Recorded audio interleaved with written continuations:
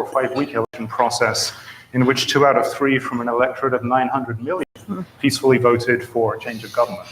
And so as you look across Asia, you can see some great examples of democracy thriving and strengthening for the future. And as you all know, much of the discussion we've had over the last day and a half has been on the bad side of the ledger, China, where there's really not much sense yet of moves toward democracy. In fact, we just commemorated the 30th anniversary of the Tiananmen crackdown, and one of the best attempts in recent years for China to move towards a democratic future. Our panelists this afternoon will begin to unpack some of these trends that they see in the region. They'll each speak for a few minutes, and then we'll open up for discussion and questions from the floor. Dan, we'll start with you. Okay, thanks, Michael. I'm so delighted to be here with you and Roy and Senator Gordon and the whole team. I'm so grateful for what NBR does and have been for many years. So thank you for all that contribution to Asia policy and scholarship and research. I'm going to go broad and my colleagues are going to go deep. So I'm just going to set the scene here a little bit. And I would like to start, without going deep at all, with the fact that 10 days ago, you had 1 million Hong Kong citizens in the streets. Carrie Lam pulled that extradition bill from legislative consideration. You then had 2 million Hong Kong people in the streets, which is 25% of the entire population of Hong Kong. So obviously you all have been talking about this and we'll talk more about it. But whenever you hear an argument that says Chinese people or Chinese culture or Confucian values or whatever it is don't value individual liberty and freedoms, there is just so much evidence to refute that, including coming from China itself. It really is so striking to so many of us that after commemorating the very grim 30th anniversary of Tiananmen Square, that you had almost simultaneously, almost like in a split screen, these incredible images of very brave Hong Kong citizens stepping up from all walks of life on an issue that they just care about so much. And it's a reminder, moving to point 2, that there is a reaction, not just outside of China, but frankly inside of China, to the Xi Jinping centralization project. I think a lot of us, certainly a lot of my colleagues in the wider universe, have talked themselves into believing that there is a different Chinese way, that the Chinese Communist Party has perfected a model, a kind of a techno-authoritarian model that has delivered extraordinary economic performance for many years, lifting more people than in any other country out of poverty, building a middle-class society, creating global tech leaders, et cetera, things many of you know much more about than I do. But really, there are these evident countercurrents, which is that building a high-tech innovation middle-class society under really an uber-Leninist model, not just of party control, but of the centralization of power in one man, that there is an innate tension there. And it's not clear that the CCP modernization project, frankly, will succeed along political lines as long as these trends continue to emanate from China. So what I hear, and many of you follow this much more closely, is that there are ever more rumblings in leadership circles in China about, are we taking the right course, right? Not in terms of necessarily all of these external developments in Chinese foreign policy, but in terms of the centralization project in China itself, which has been so enabled by digital technology. So that's point 2, and I'd certainly love to come back to all these issues. Point 3, I mean, as Michael mentioned, India and Indonesia, together you had more than 1 billion Asians voting just in the last couple of months. Actually, surprisingly successful elections. Modi's majority grew substantially in India, the BJP majority, Jokowi's re-election, et cetera. It's always surprising to me when people look at smaller Asian countries, or they look at China, and they see a highly illiberal anti-democratic trend. Because I think a lot of us look at South and Southeast Asia, as well as the democracies, the rich democracies in East Asia, and we see a region where democracy looks rather vigorous and robust. Again, I'm happy to come back to these issues. I mean, I think there are some concerns in both India and Indonesia around majoritarian politics and other forms of online mobilization that are not healthy. But really, these are cases where citizens turned out rather dramatically to express their preferences in free votes and delivered decisive outcomes. Democracy is working in those countries.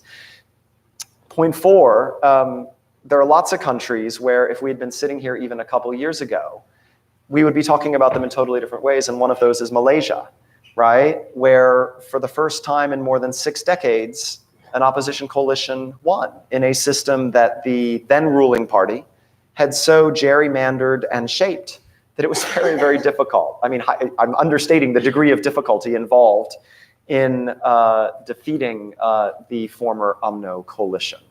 Malaysians did this not because they all have Jeffersonian democracy dreams, but because they were fed up with corruption and elite capture and that nexus of business and politics under the one-party state in Malaysia.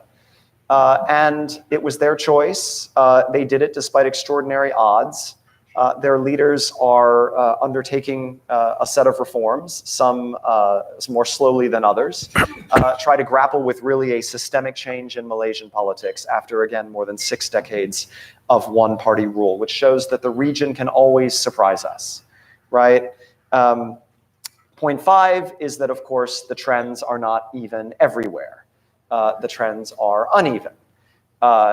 Even in countries like Thailand, that do not enjoy genuine democracy, the ruling system went to extraordinary lengths to ape democratic forms in these recent elections, extraordinary lengths.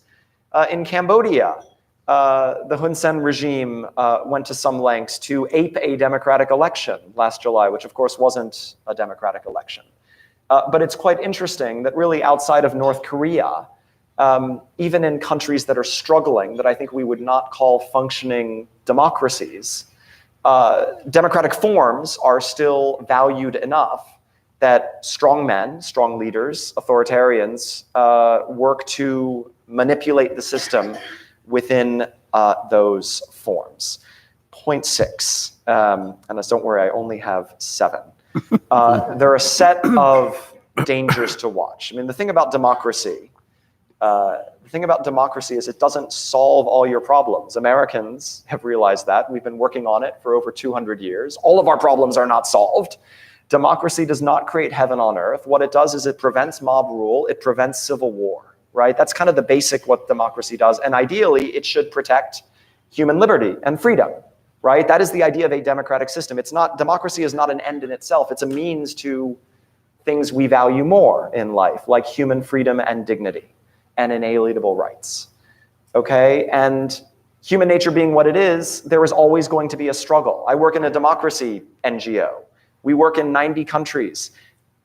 35 years from now, we were founded 35 years ago, I suspect we'll still be working in 90 countries because the work is never really done, right?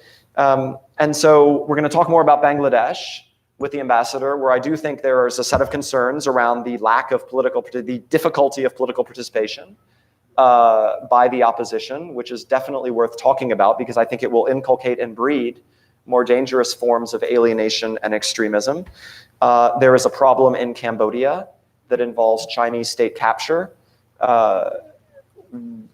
Cambodia had an election last July in which the ruling party won 125 seats out of 125 seats.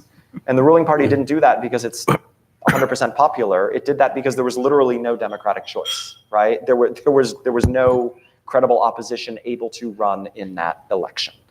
And we have seen malign forms of foreign influence grow there.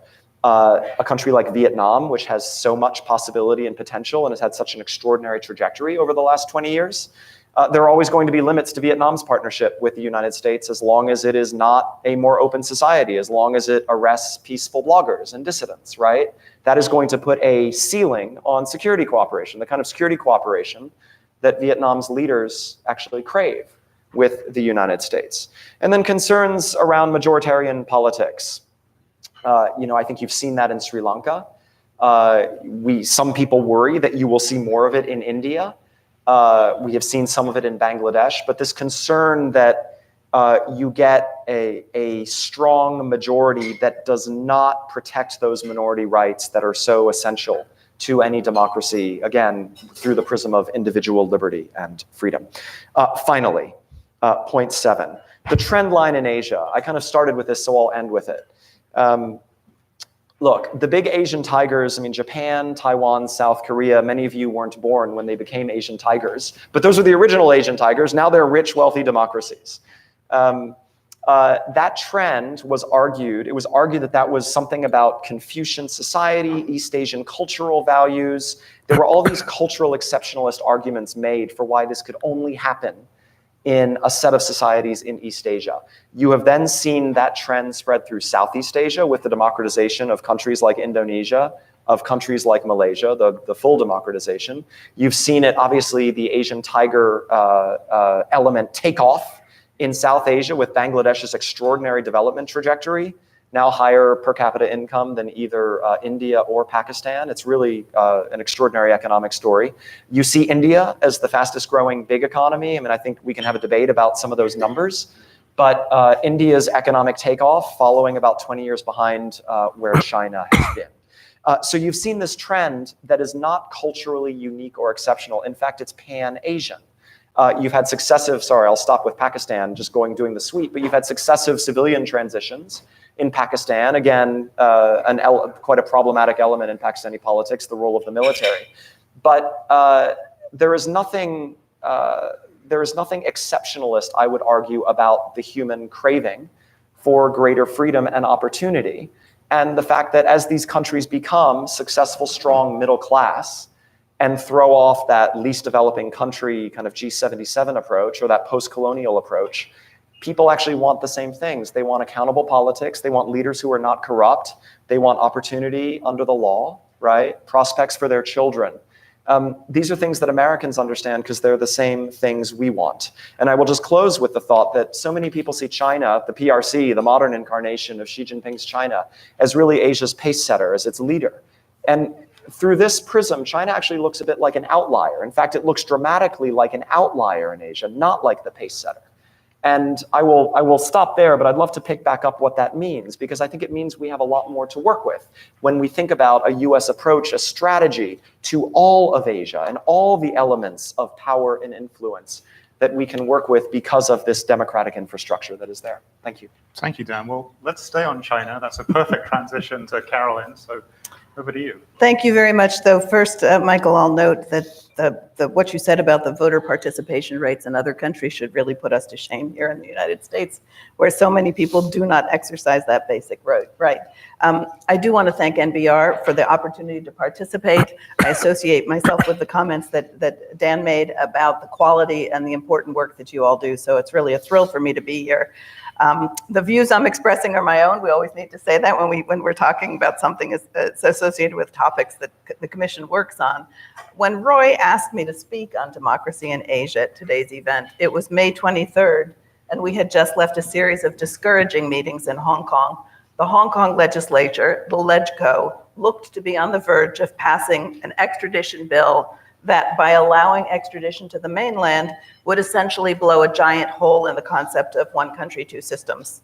I thought, when I accepted, I would be giving a fairly standard explanation of why Hong Kong matters and why we should be concerned about Beijing's increasing encroachment there.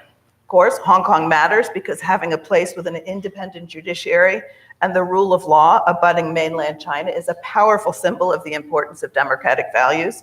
It matters because there are 85,000 US citizens and over 1,300 US businesses in Hong Kong. It matters because Hong Kong is an international global financial system serving as a gateway to investment and commerce going into China and coming out of it.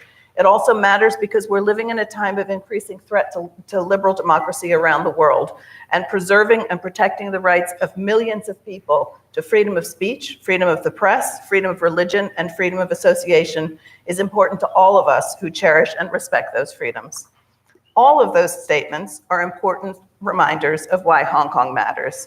But the extraordinary events of the past 10 days, which I do not think we could have predicted coming out of the meetings we were in, the millions of people, young, old, rich, poor, professional, working class, students and mothers, artists and teachers, lawyers and housewives, who engaged in civic action, have demonstrated courage and determination, which serves as an example of democratic principles in action to people around the world. Their actions, their commitment to speak out to preserve their way of life, is a stronger example of democracy in Asia than any statement I would actually be able to make. So many examples of Hong Kong's vibrant citizenry and commitment to basic freedoms have been illustrated in the past weeks. Concern has been growing among those of us who follow Hong Kong over the past 20 years about a decline in freedom of the press, accompanied by a growing concern about self-censorship, which was part of that decline. But Hong Kong journalists' commitment to covering all aspects of the recent events, including putting themselves on the front lines, demonstrated their dedication to freedom of the press and their professional responsibility to hold government accountable. In response, in the first protests, they were targeted by the Hong Kong police. Among the 27 complaints filed by the Hong Kong Journalists Association, there were 10 cases where police fired tear gas at journalists at close range. 3 journalists were hit in the head with it, 1 was hit with beanbag or rubber bullets, and many were prevented from reporting. But working from the midst of these million-person crowds, multiple reporters noted protesters protecting them. Alexandra Stevenson of the New York Times noted the kindness extended to her and to other reporters, including offers of food, water, and goggles. People were pulling reporters away when tear gas was being fired, and the crowds parted to let journalists get through so they could cover the stories.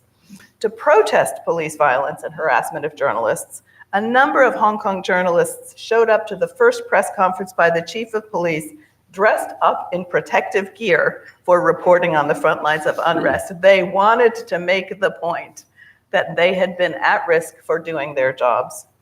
The thuggishness of Hong Kong police in their initial response to the protesters displayed alarming similarity to the thuggish behavior of domestic security forces in the mainland. It was unnerving to see the pictures of crowds of hundreds of thousands of young people juxtaposed with 5,000 riot police so close to the 30th anniversary of the Tiananmen Square massacre. It was reported that some of the Hong Kong police have actually received training in Xinjiang, where the Chinese government has imprisoned over 1 million Uyghurs in camps and where it has instituted a surveillance state that is Orwellian in its reach. It was also reported that a backdoor in the hospital authorities' patient information system allowed Hong Kong police to use an interface to access confidential patient information, which resulted in the arrests of patients in the hospital for injuries caused by police excessive use of force. They tracked down people who had injuries that looked like they were coming from participating in the protest. People organizing the protests online are up against a very powerful foe. Hong Kong authorities are using some of the same tactics that Beijing uses to police the internet. The New York Times reported that the day before the protests flared in Hong Kong, 10 police officers showed up at the house of a young man administering a chat group. They forced him to open his phone and took data on a 20,000 person chat group organizing the protests. We have yet to see the consequences of the people who participated in all of this. I would say we have to keep an eye on it. 6 months down the road, a year down the road, we might be finding that people have been targeted. A lot of this organizers use the Telegram messenger service to organize the protests. It was hit by a powerful DDoS attack, a distributed denial of service attack, reportedly originating in the mainland. Meanwhile, inside China, authorities scrubbed the internet to remove any references to Hong Kong and what was going on there. A Financial Times reporter in Beijing tweeted that he got a call from an editor in Hong Kong, and China Mobile sent him a message saying he should exercise caution and be on guard against risks. But the Hong Kong protesters were so organized with medical stations, water, snacks, eye goggles, and masks. They developed a protest sign language of hand signals to request things when people needed them and to get these things through the crowds. Many reporters obviously have noted that the crowds parted when an ambulance needed to get through, and others have focused on how protesters went back to the sites of the protests to clean up the trash and to do recycling because they did not want to be called thugs. The creativity of the protesters using multiple modes of communication online and on paper to transmit information will serve as a model to others fighting authoritarian governments. And that, of course, is what Beijing is afraid of. CCP leaders cannot be happy that photos of throngs of protesters were on the front pages of major newspapers and magazines around the world repeatedly. The propaganda inside China was so blatantly false, it was almost laughable. A China Daily headline on June 10th, when there were 1 million people in the streets for the first protest, was 800,000 say yes to the rendition bill. And on June 16th, when 2 million people made it to the streets, it was parents in the Hong Kong Special Administrative Region took to the streets on Sunday to urge US politicians to not interfere with the SAR's extradition amendments and its internal affairs. But with no independent sources of information inside China, that's all many people saw or heard about world-shaking events in Hong Kong. With LegCo elections coming up next year, pro-Beijing politicians can't be happy that in addition to the black eye they received through the entire extradition bill fiasco, there were stations to register voters during the June 16th 2 million person protest. Even pro-Beijing politicians in Hong Kong must sometimes listen to their constituents. One of the most significant consequences of the recent exercise of democratic principles in Hong Kong is in the change in the political climate in Taiwan, potentially boosting the chances of re-election for President Tsai Ing-wen. The people of Taiwan have always watched closely the situation in Hong Kong since the handover in 1997. They have seen problems unfolding with the one country, two systems model. But seeing the possibility of Hong Kong losing its judicial independence and watching the popular uproar against such a proposition solidified support in Taiwan for the people of Hong Kong. It is not surprising that Taiwan's leaders have been outspoken in their support for the protesters in Hong Kong, with President Tsai Ing-wen and others in her cabinet issuing statements and tweeting out messages of encouragement. What may be more noteworthy is the reaction of the opposition in Hong Kong in Taiwan to events in Hong Kong. Up until a few weeks ago, debate in the presidential campaign has been about economics and drawing closer to China. Now, because of events in Hong Kong, even the KMT candidates have had to come out against one country, two systems. The mayor of Kaohsiung, an opposition party KMT president hopeful, said Saturday that China's one country, two systems formula for unification will never be put in place in Taiwan if he is president. I'm going to quote him. One country, two systems can never be implemented in Taiwan. Taiwanese people can never accept it unless it's over my dead body. At a rally, he led the crowd in chanting, "Reject one country, two systems." So the KMT is now on the back foot on its campaign to get closer to China, and it will be interesting to see how events unfold in this strong Asian democracy. I'd like to close with a quote from Chinese dissident and exiled writer Ma Jian, reflecting on the behavior of the Hong Kong protesters. He said, 30 years ago, I saw the same scene in Tiananmen Square as protesters parted to let ambulances through. Huge crowds can easily become violent mobs, but in China in 1989 and Hong Kong today, the vast crowds brought out the best of human nature, courage, wisdom, compassion. And I would argue that they have demonstrated a commitment to basic freedoms and democratic values from which we can all learn. Thank you, and I look forward to the questions. Thank you very much, Carolyn. We'll finish our presentations with Ambassador Tariq Karim. Thank you, Michael. Happy to be here. I think Daniel gave the overview which was necessary to set the scene. And I will come back to one or two points which you raised. Particularly, I will hark back to the symbolism of what happened in Tiananmen, because I was a witness to that. I was posted in Beijing from 88 to 91 and had gone there just from India. So my conceptions of what the system, political system was in Beijing was overturned in exactly 3 or 4 months from after I landed. And for me, it symbolized the inspirational outburst of humanity for something which they craved to the pushback by an entrenched establishment which had very clear and definite ideas of where they wanted to take that chunk of humanity and where they wanted to go. In a sense, well, Roy asked me to speak for about 10 minutes on the subject of democracy and governance in South Asia, and I said, that's like asking me to distill an entire ocean into a pond within 10 minutes. So I will basically touch on a few things, broad things, and then perhaps the Q&A session will bring out specifics. Number one, I think democracy in South Asia is in no better or worse shape than democracy anywhere else in the world today.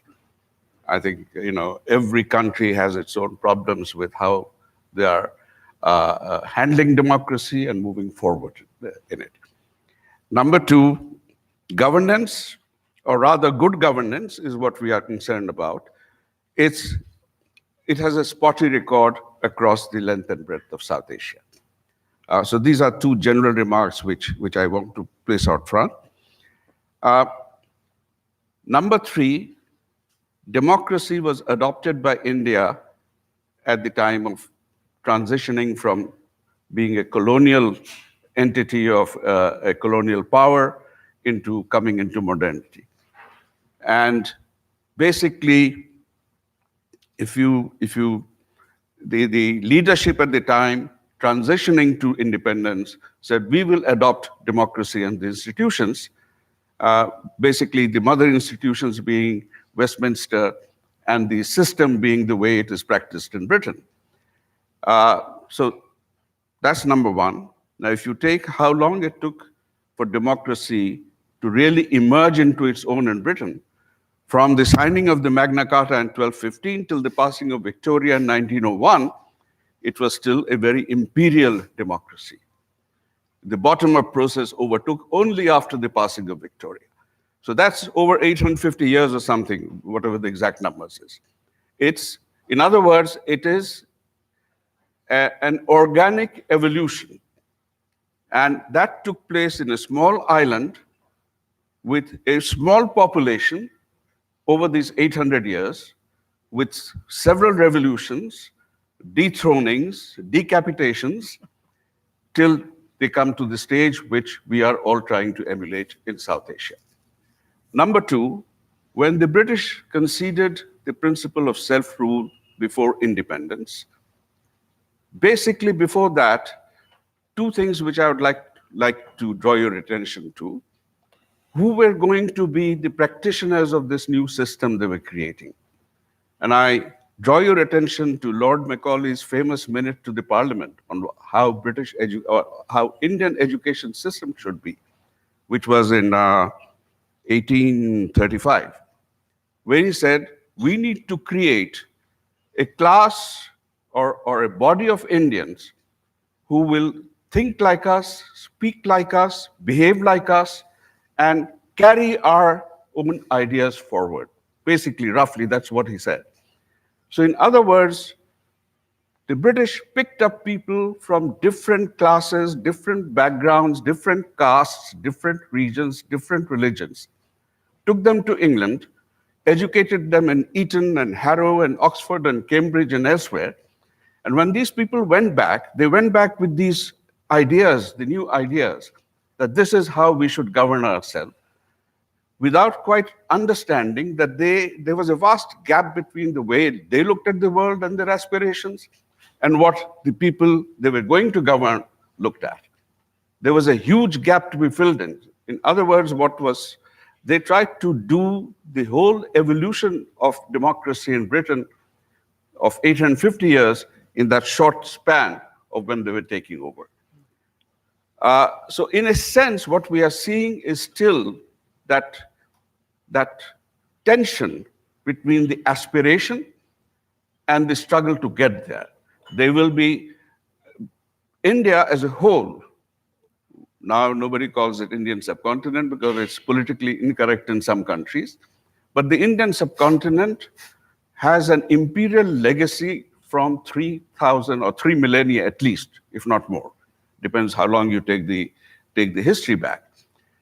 The imperial gene is very strongly embedded in the political character of the people. People still look on displacements as the dethroning of a ruler and the coming in of a new ruler. That is still the way they look at things. And that is still it has diluted. I mean, I distinctly remember in 76, 77, when there was an attempted coup.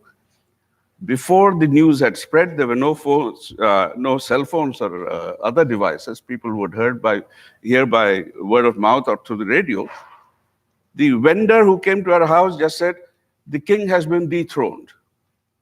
Now, I take that as the typical, the way of describing how he is viewing the political scene unfolding. It's one ruler has been dethroned and somebody else is coming in, but he doesn't know who. All right. So that is the mindset with which we are working. It is still, democracy is still work in progress. And all the South Asian countries today are democracy, but I would say they are democracies in different stages of imperfection. Which democracy is perfect? If somebody can tell me that, then I'll perhaps take that as the model and try and apply that to India. Now, when the partition took place, suddenly the democracy came into another big tussle. The tussle was between having a parliamentary sort of democracy in the federal system and a aspiration of a certain group of people which kept growing towards a reversion to caliphate. And that tussle has continued in greater or lesser measure, depending on who are the people who come into power and what the configuration of alliances are in at least India, in Pakistan, and to some extent in Bangladesh. So you have this constant struggle between authoritarianism, edging towards that, or democratization, and the struggle for that. I think in a sense, Bangladesh presents to you a constant struggle for trying to democratize despite the pushbacks by authoritarianism. And I think that struggle will continue. I agree with you that the elections in India is humongous. 900 million out of 1.3 billion going out to vote over a period of 5 weeks or 6, 7 weeks. It's a huge exercise. If you were to try and reduce that into a small containable area, geographical area, it boggles the imagination. But by and large, I think it was a freely conducted election. I haven't heard any of the major political players come out and point fingers and say that it was, rigged and we will not participate. In Bangladesh, on the other hand, there's always been losers crying, the grapes are sour, every time they lose. Okay, so that tradition has yet to grow. The institutions in India, I think that is where the genius of the founding fathers was. They invested in the institutions, and I think they have taken roots. There will be flaws, there are still flaws. There will be attempts by governments, successive governments, to try and mold the institutions in their favor. But I think the institutions have that resilience to survive those attempts. You might see ups and downs, but if that system prevails, I think the forecast would be, let's say, cautiously optimistic. Yes, the fear of majoritarianism taking over is there. It's very much in the minds of Bangladeshis as well, and I suppose in other areas or within India among the minorities. These are early days. We'll have to see how actually they cope with this absolute power that the present dispensation has. So it'll be, for me, an interesting experience to watch how it unfolds, because it will have implications for what happens in the other South Asian countries. In Bangladesh, it was clearly an exercise in overkill. I personally think that even if there had been no interference, perhaps the ruling party would still have got close to 2/3 or even 2/3. The overkill was not necessary, simply because of one factor, I think. What you mentioned, that the economic growth and the rate of growth has been phenomenal compared to anyone else, even in India. Pakistan is a far cry now. And I think when that happens, generally, the people feel a sense of desensitization from the politics. They are happy in having the opportunity to make money and acquire more wealth. However, in the long run, it is creating within Bangladesh perhaps the main body of a middle class, a solid middle class which is required. The second thing I think you need to keep in mind is that in the struggle, the tussle between, or the tension between the authoritarianism, anyone in power will want to stay in power forever. That's a given, whichever party it is. And anyone out of power will keep trying to mobilize forces to come and replace with his own ideas of how the state. That process, I think, will simmer and come forth, because in Bangladesh, there has been a constant struggle against overlong authoritarian rule. It's a question of time. And I think, in a sense, the government can count on development and economic development, keeping them safe for some time. But we are not developing in a vacuum. We are part of a huge ecosystem, a global ecosystem. Anything in that ecosystem, any disturbance is going to disturb that growth. And when that happens, people will start reacting to it. So we will see that trend that Bangladeshis have consistently demonstrated over the last 50 years of their existence, and even longer if you take the cohabitation with Pakistan, to say, this much I'll allow, but not beyond this. Now, what will trigger that off, I don't know. It could be a series of things coming together and gelling at one point when suddenly you will have an outburst. I mean, what triggered off Tiananmen? Okay. There was perhaps under the surface a lot of things happening, but it was one death and the refusal of the government to give that person the honor that most people felt he should be given that just brought them out in the streets. From the largest demonstration having taken place 20 years earlier with only 200 people, leading to Tiananmen in the beginning, end of May, I think it was. There were 500,000 people out in the streets of Beijing. And people coming out of the hutongs and offering them food and water and drinks to these students with flushed faces. Even a student came to me and I offered him a glass of water. He just said politely, "Sir, can you give me a glass of water?" And there were intelligence people standing there, but they did not interfere. Precisely because the government itself didn't know how to handle this. And in a sense, it was then a question of allowing that spontaneous, chaotic outburst or controlling it and containing it, which basically in the end decided how they should proceed. What's happening in Hong Kong? I saw some forebodings of that before Hong Kong was being handed over by the British to China. I was there during the process at the time. I think that will keep happening.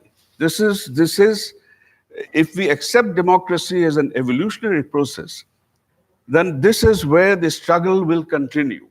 You will never have perfection, but you will always have the aspiration to perfection.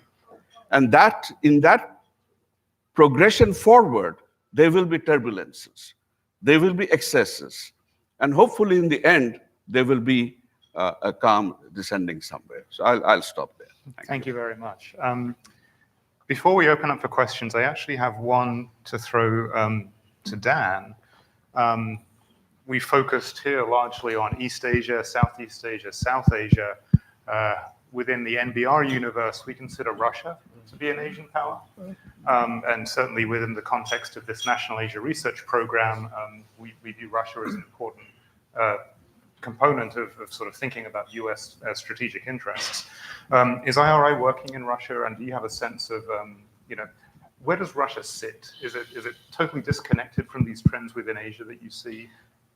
I mean, the trends I see that are buffeting Russia are trends in places like Armenia, which had a street revolution last year, a peaceful one, with now a successful reformist new government. Ukraine, where 3 in 4 Ukrainians turned out to vote for a candidate promising an unprecedented anti-corruption campaign to be a servant of the people. in Moldova, where you have very fractious politics riven between pro-Russian, pro-Western, now has a very reformist, strongly pro-Western administration of quite an unusual cast. It's quite an unusual coalition.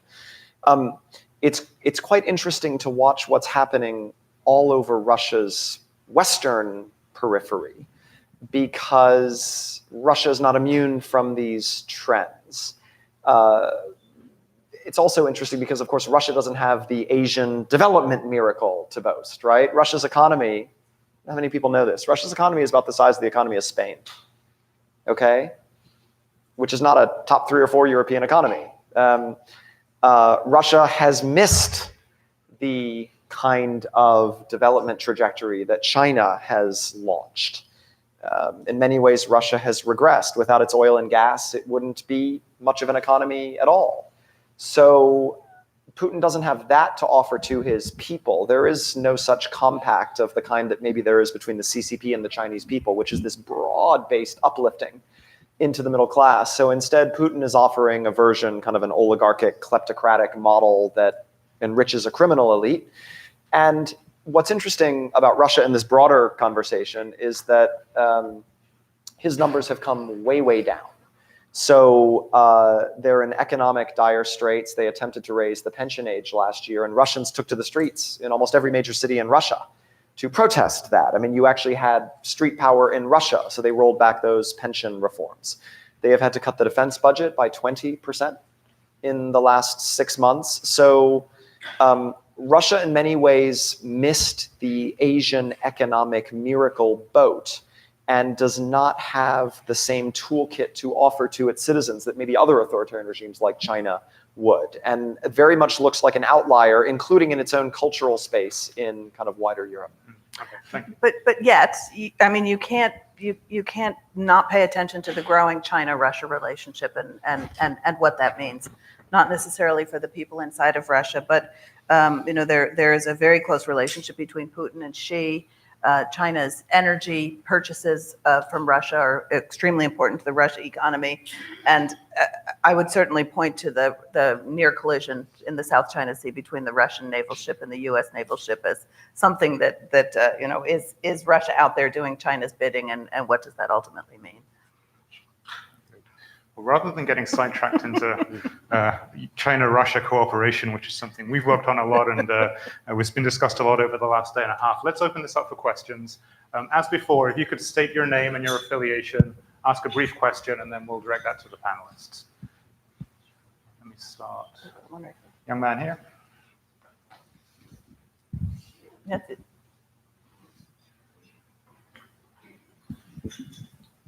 Good afternoon, and thank you all for being here.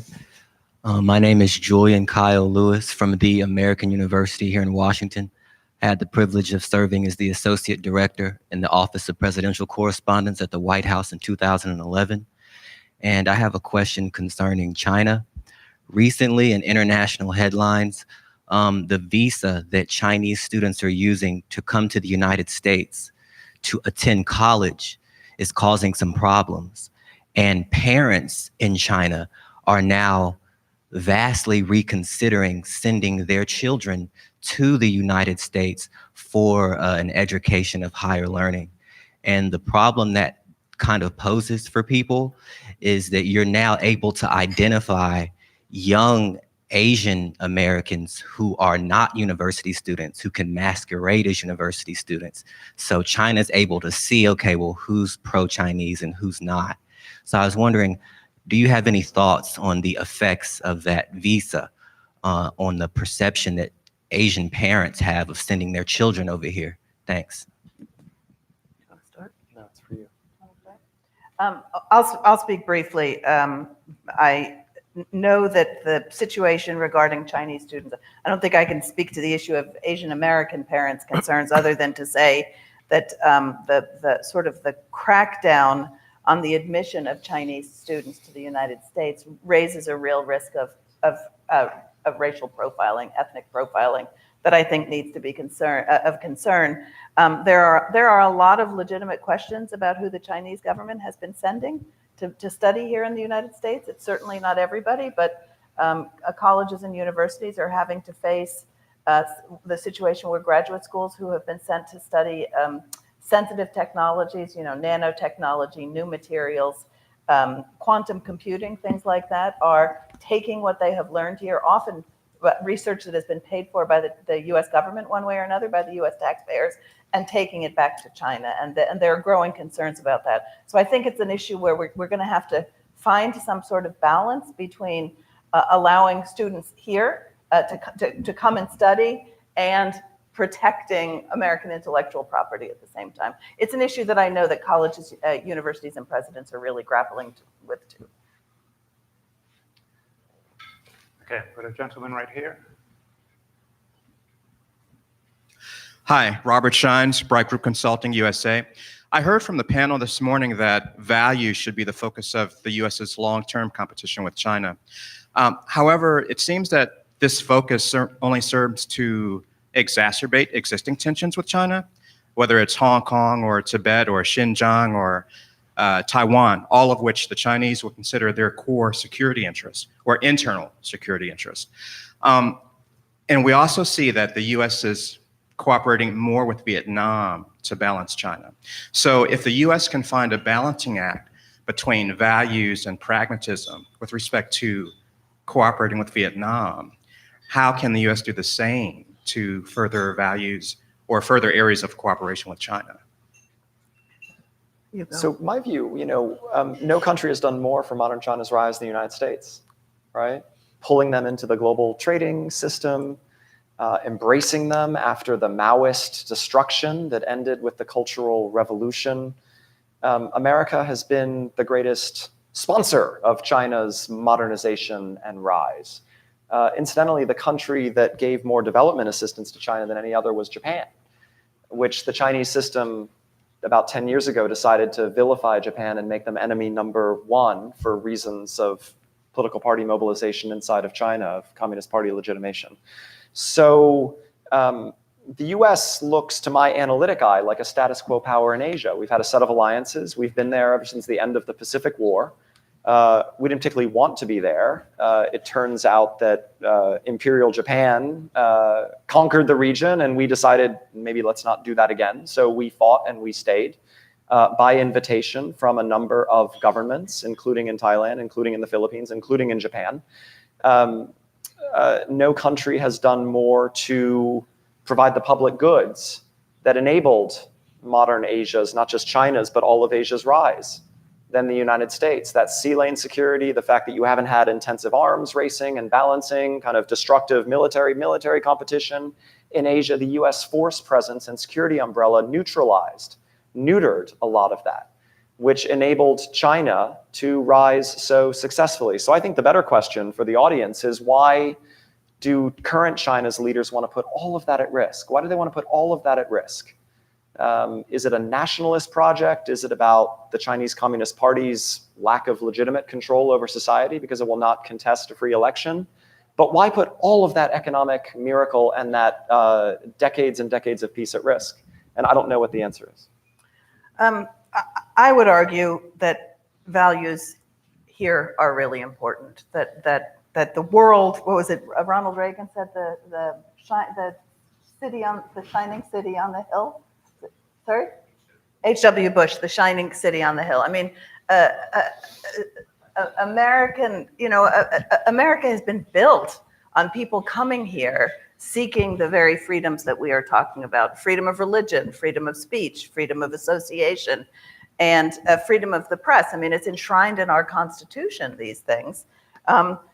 I would also say that I actually don't think that values have been core to US-China policy. I lived through the MFN debates in the 1990s, and human rights lost out to business deals just every single time. And I don't see human rights being something, these values being something that's particularly core to how the US defines its China policy. It's actually something I take issue with. But I would also say at the same time, how can we turn a blind eye to what is happening to the Uyghurs, to the Tibetans, to the Christians inside of China? I mean, that gives lie to the history of the terrible things that we've seen taking place in in this world. And I think that we have to be better than that. Further questions? Yes, right here.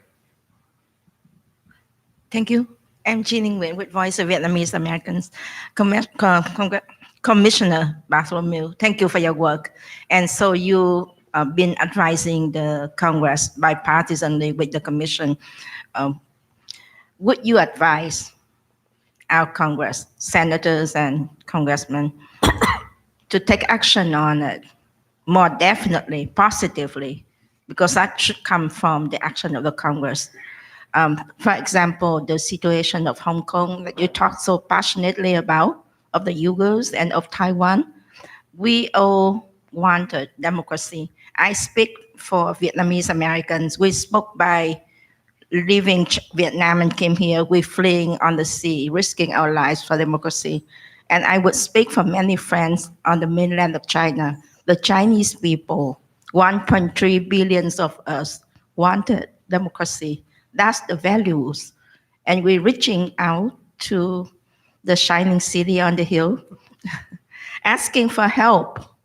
So obviously, the US has helped China to bring them rise from the poverty, hoping that at this point in time, the people will realize the values are important and we would choose democracy over dictatorship. We would choose voting over one-party control. We have made the choice. The Hong Kong people have spoken their choice, 2 million of them just now. We have made the choice in 1989 at the Tiananmen Square, and the massacre happened, and President Bush turned away, continued to work to help China, hoping that today, at this point in time, the people will make the choice. The choice has been made, has been pronounced, has been proclaimed. So what, Commissioner, would you advise our senators and congressmen and our next president to take actions on? This Senator Gordon made the point that we are at the challenging time now, and we don't seem to realize it. And yesterday, I think Dr. Ellings said, it may come the time of crisis that we may not have time to wait. We should take action. What would you recommend our senators to do, Commissioner? Well, again, do you have any? Dan? You know, there are a series of things, of course, that members of Congress can do. Senator Gordon, you know, when we went through the debate on permanent normal trade relations and paving China's way into the WTO, there was an argument that economic reform would lead to political reform inside China, but it's 20 years on now, and we haven't seen that. I recognize that the horizon is long and 20 years is very short, but what we have seen is that Xi Jinping has been cracking down rather than opening up. I'll speak specifically to Hong Kong. Obviously, there were senators, the Speaker of the House made strong statements, and one of the things that they mentioned was the need, perhaps, if the extradition bill passed, that we must do a reassessment of Hong Kong's special status. And I think that it was raising attention and focus on the fact that you can't take that special status for granted. That also helped inside of Hong Kong to give some oomph to what people were doing. Of course, it means that Beijing blames us, right? It's US people who are involved in fomenting rebellion in Hong Kong. They were going to blame us no matter what. But acknowledging that we have been giving special benefits and special treatment to Hong Kong, which has been beneficial to Beijing, which needs the money that goes through Hong Kong, threatening that, I think, is something that was a very important step for people to take. And when we were in Hong Kong, I mean, the pro-democracy people I have known for 30 years in Hong Kong were quite split. It was the first time I have ever heard some of these people invoke what they call the nuclear option, which would be taking away the special status for Hong Kong. Nobody was ready to get there yet because they recognize that if that happens, then Hong Kong as we know it really does disappear. I would acknowledge really the American business community who were particularly engaged on this issue. AmCham, Hong Kong, it is not easy for the American business community to speak out on anything that upsets Beijing because there are consequences for it, but they recognized the importance of fighting against this extradition bill. And in fact, they've done a statement since the protests have happened, saying it shouldn't just be suspended, it should be withdrawn completely. So Congress is definitely engaged on that. And then the other issues, I think it's really part of a bigger conversation that we need to be having about what Congress could be doing. Anything to add to that, Dan? Let me just, I mean, there's a sort of parallel between those two last questions because that tension between values and strategic interests has always been there. Since 1945, the United States has had to balance a strategy to defeat the Soviets in the Cold War and maintaining a sort of a democratic freedom principles and balancing how hard and how strongly to push those in different areas of the world. If I look at the situation, say, since 1989, since 1991, there was a period in which the US could push without much pushback because it felt like we had, we defeated communism, we defeated an authoritarian model, and there was no alternative. I think our experiences looking at post 9/11, very difficult occupations of Afghanistan and of Iraq, and the rise of China, they've all changed that calculation. So this is an active debate that's taking place within the strategic community, within the human rights community, the democracy community, and it's an important conversation for us to be having within the policy community broadly. Can I add something there, which is that how you define strategic interests? Because through the 1990s, I would argue that it was commercial and financial interests. It wasn't even strategic interests as we think of them necessarily, what was driving US-China policy. You mentioned, Dan, that, China built its economy under the US security umbrella. It built its economy with the money it built the PLA with the money that got from the US trade with China, the profit that they were making. If we had been thinking more strategically at the time, we might have recognized that some of these policies were not the most sensible way to go for the future. Yeah. So question in the front right here. Bob Eichert from the Atlantic Council. We've obviously had a lot of focus on the question of Chinese economic expansion, infrastructure investment, and the debt trap problems. One of the issues I think, which I'd be interested in your comments on, is what impact are you seeing in different countries with regards to the political aspects of that, with regards to government institutions, political interest groups, public participation? And I've particularly been interested in Pakistan, given the huge investments that they're making in Pakistan. So your question was on Chinese investment. That was the beginning of it, on the role of China. Yes. So this is quite interesting. It also links to, thank you for asking the question. It links to Michael's very good point, which is this question of interests and values. The landscape out there is so different now. And one thing that I keep hearing American senior officials express is an American interest in helping countries in Asia protect their sovereignty by building institutional resiliency against state capture by, say, a giant neighbor who floods your country with Belt and Road investments. And so this is quite a different conversation than we would have had 10 or 15 or 20 years ago. I heard H.R. McMaster, when he was National Security Advisor, make a case that American grand strategy needed to be about helping smaller countries protect their sovereignty. Because as long as countries are sovereign, we as Americans can be confident, as long as they're sovereign and democratic, I would add, we can be confident that broadly they will do the right thing. If they are not sovereign, if they are captured, if they are neutralized, including some of our American allies, not just in Asia, but also in Europe, that changes the equation. And I think we couldn't envision 10 or 20 years ago what would neutralize or capture countries. We now can, in fact. This may not always be a design of Chinese strategy, but it can certainly be an outcome or an effect. You can also just have an effect where all of this money and investment washing in corrupts politics in a smaller country. You've seen very dramatic examples. I mean, one, I keep thinking of Asian countries. There are all these ones we haven't talked about yet, the Philippines, Burma, the Maldives, but I want to do the Maldives. The Maldives had a pivotal election last September in which essentially a dictator held an election he thought he was going to win. 90% of voters turned out and voted him out of office. The new government, essentially comprised of the Democratic opposition, pivoted the country away from China and some Gulf states and towards India. It was a strategic 180-degree shift resulting from a democratic election. One of the big issues this new democratic government in the Maldives is bumping into, just like in Sri Lanka they have bumped into, is the legacy inheritance of Chinese deals that the former government made.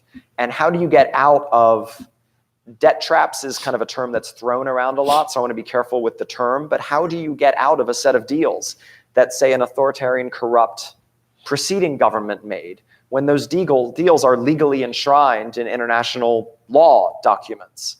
The Maldivians are struggling with it now, just like the Sri Lankans have been struggling with it. In Malaysia, there's been a debate that Prime Minister Mahathir has led about rebalancing some of the Chinese investments that came in under the previous regime. So this is something that I hope America can help, and part of the answer is transparency, obviously, and institutional strength. Yeah. I mean, there are examples also of Chinese influence through this kind of financing at the UN and in multilateral institutions. I'm also thinking of Cambodia and Laos acting in ASEAN to it's a consensus organization acting to stop some sort of action, the UNCLOS ruling on the Philippines. And then there's a quote, I won't get it right, but so of course Vanuatu is another place where the Chinese are investing, and what Vanuatu is or might be doing in places like the UN is an issue. But there was somebody in Greece who actually put it out there without the Chinese even asking how Greece was going to vote or to vote a particular way at the UN, and he just basically said, when somebody helps you, you don't slap them in the face. You do what needs to be done. So that was a proactive. That wasn't even Beijing going to Greece and saying, okay, we've invested in all of your ports. Now you need to do this for us. People are doing it preemptively, so it's having a huge impact. Good. Thank you. Gentleman in the front here. Actually, let's take this question and then Chris behind you, and then have the panelists respond to those last two questions. We're almost out of time here. Great. Thank you for your interesting presentations. This is kind of relevant to the previous discussion we were talking about with how do you do the balance between strategic interests and values.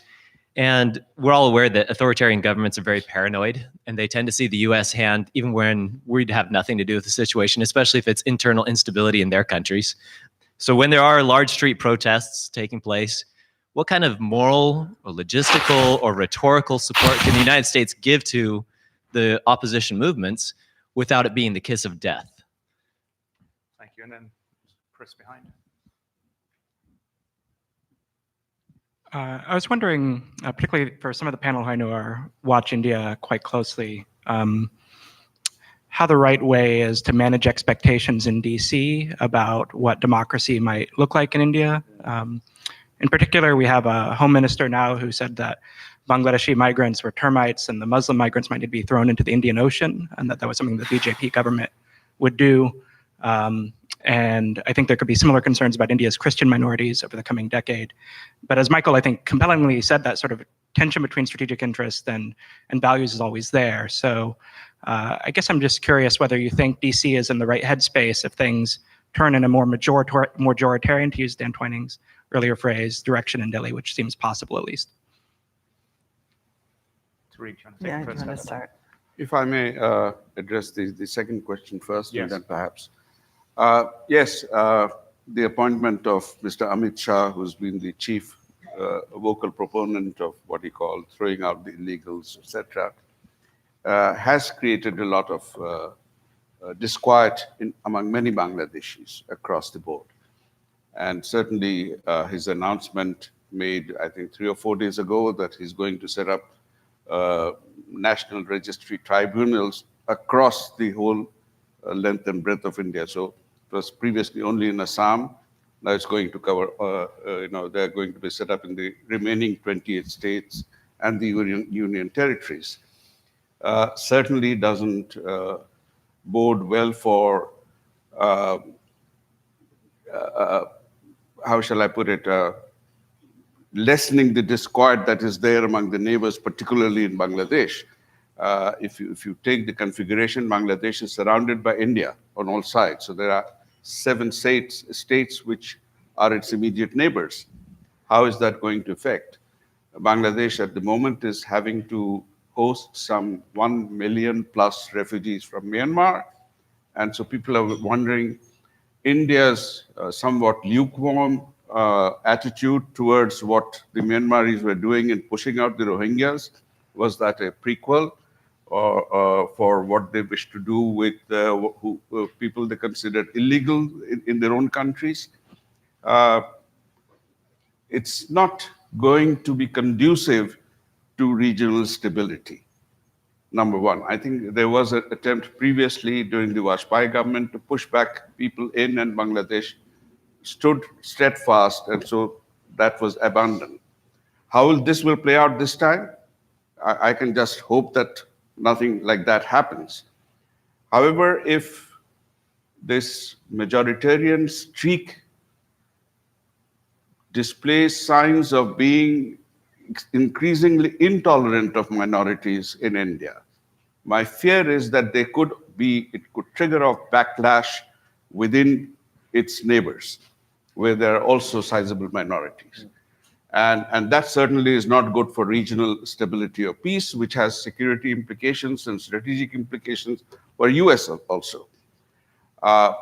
So certainly, I think US and friends of South Asia should remain engaged to see, particularly since US has now what I would call a sort of strategic partnership or relationship with India, to say that you need to handle this with greater maturity. You have established yourself as the number one there. Now try to be a government for all. And whether that will happen or not, we have to see. Within the party, there are very strong, the ideology which is governing the BJP.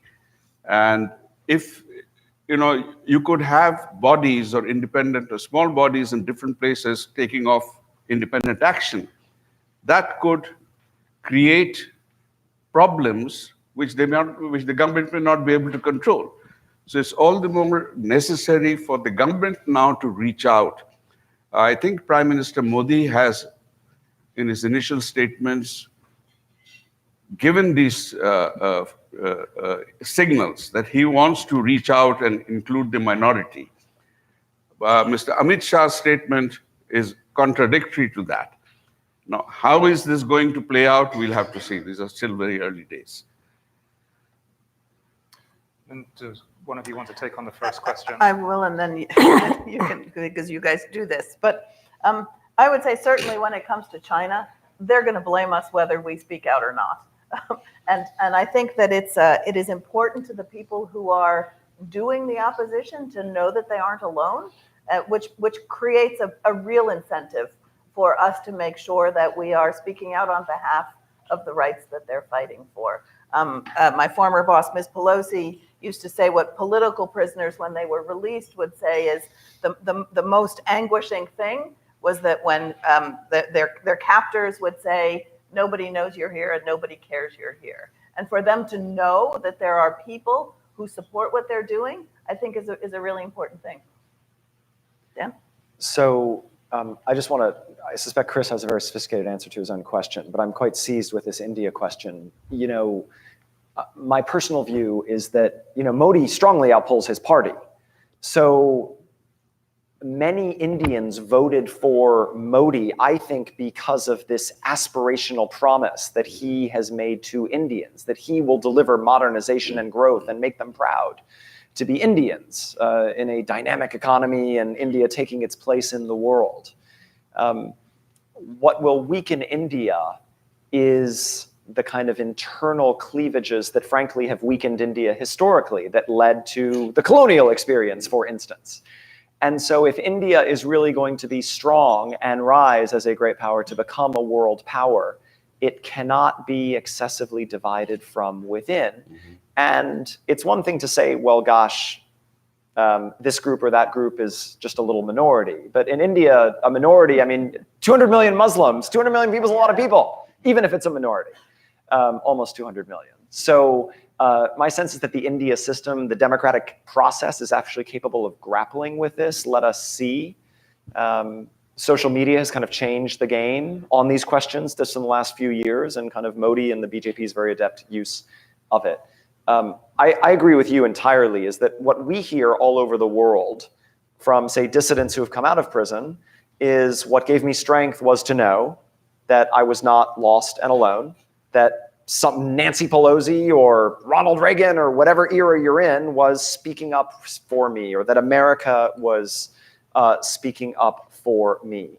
What I find in our work today around the world is countries and leaders and activists are surprised when America doesn't speak up.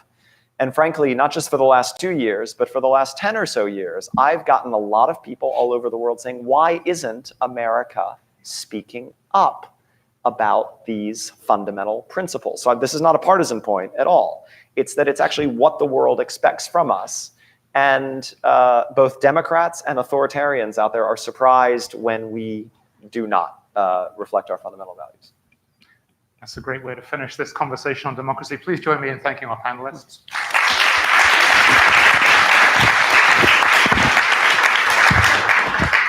And we'll now take a 10-minute break before our final plenary session. Thank you.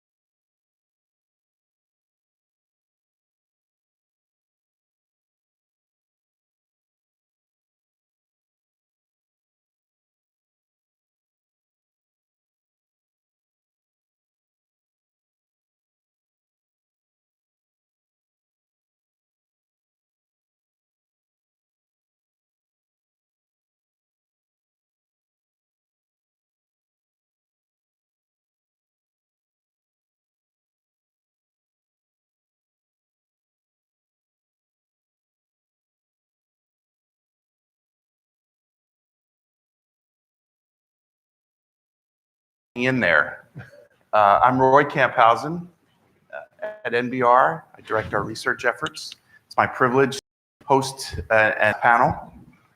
Our title is America's Alliances and Partnerships in the Midst of Strategic Competition.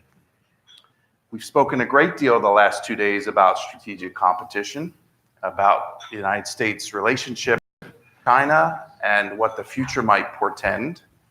And we've touched to some degree on American relationships with our allies and partners. We're going to spend the bulk of this panel focusing on that latter topic.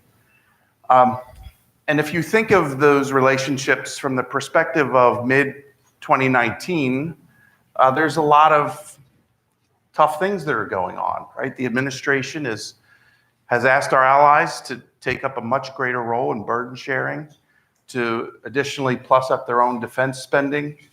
It's talked about using the national security exemption to impose tariffs on the imports of important goods including from our allies. And so this could be perceived at this moment to be a very tough period of time for America's alliance relationships. I want to take a really big leap and take a different perspective and then come back to the present and take advantage of the great insights that our two panelists have to maybe take a little bit of a different look. I'm convinced, personally, that when the history of the late 20th, early 21st century is written, particularly the military history of this period, the central judgment that historians will make is that the greatest military power of the day chose in almost every circumstance to operate with allies and partners. A choice that was not forced upon it, but one which it took both for operational reasons, but also for grand strategic reasons. From the perspective of the future, looking back to today, I think that's an important judgment that historians will make.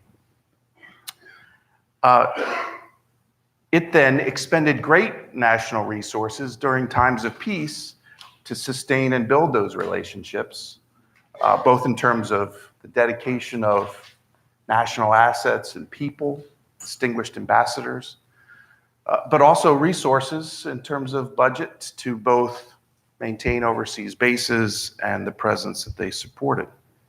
And it cared deeply about building interoperability. It worked on issues of shared values. It cared about the political systems in the countries with which it was in alliance relationships.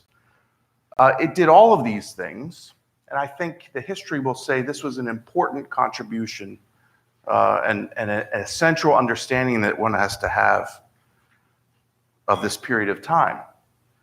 So then you're saying to yourself, so Camphausen, you have two ambassadors next to you, not an admiral and a general. Why are you starting with this premise? Well, I think that's part of the story when we think about our alliance relationships and the partnerships that we have, but it's certainly not the only one. So the second point I'd make by way of introduction reflects on a study that we did at NBR in 2009.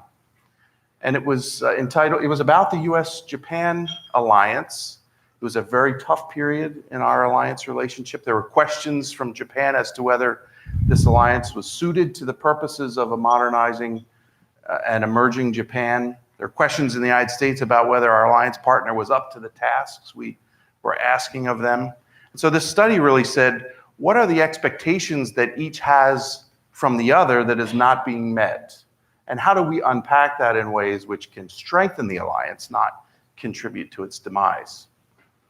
A central finding is that the military component of our alliance relationship is just one. And despite my first point, which is that history will say this was a remarkable achievement of the greatest power of the era, it's certainly not the only aspect. And in fact, we found that to the degree that we focus our efforts on things well beyond military interoperability and our shared response to security challenges, that was a pathway to strengthening our alliance relationship with Japan. I think there's broad applicability to a variety of our relationships. So I want to come back to this idea as to what are the contributions that diplomacy, the skilled practitioners, the things which skilled practitioners can do in furthering alliance relationships maybe in the Q&A after we have presentations from our distinguished presenters. Let me begin by way of introduction. Ambassador Jim Moriarty is chairman of the Board of Trustees of the American Institute in Taiwan. He's also a former two-time ambassador of the United States to Nepal and Bangladesh.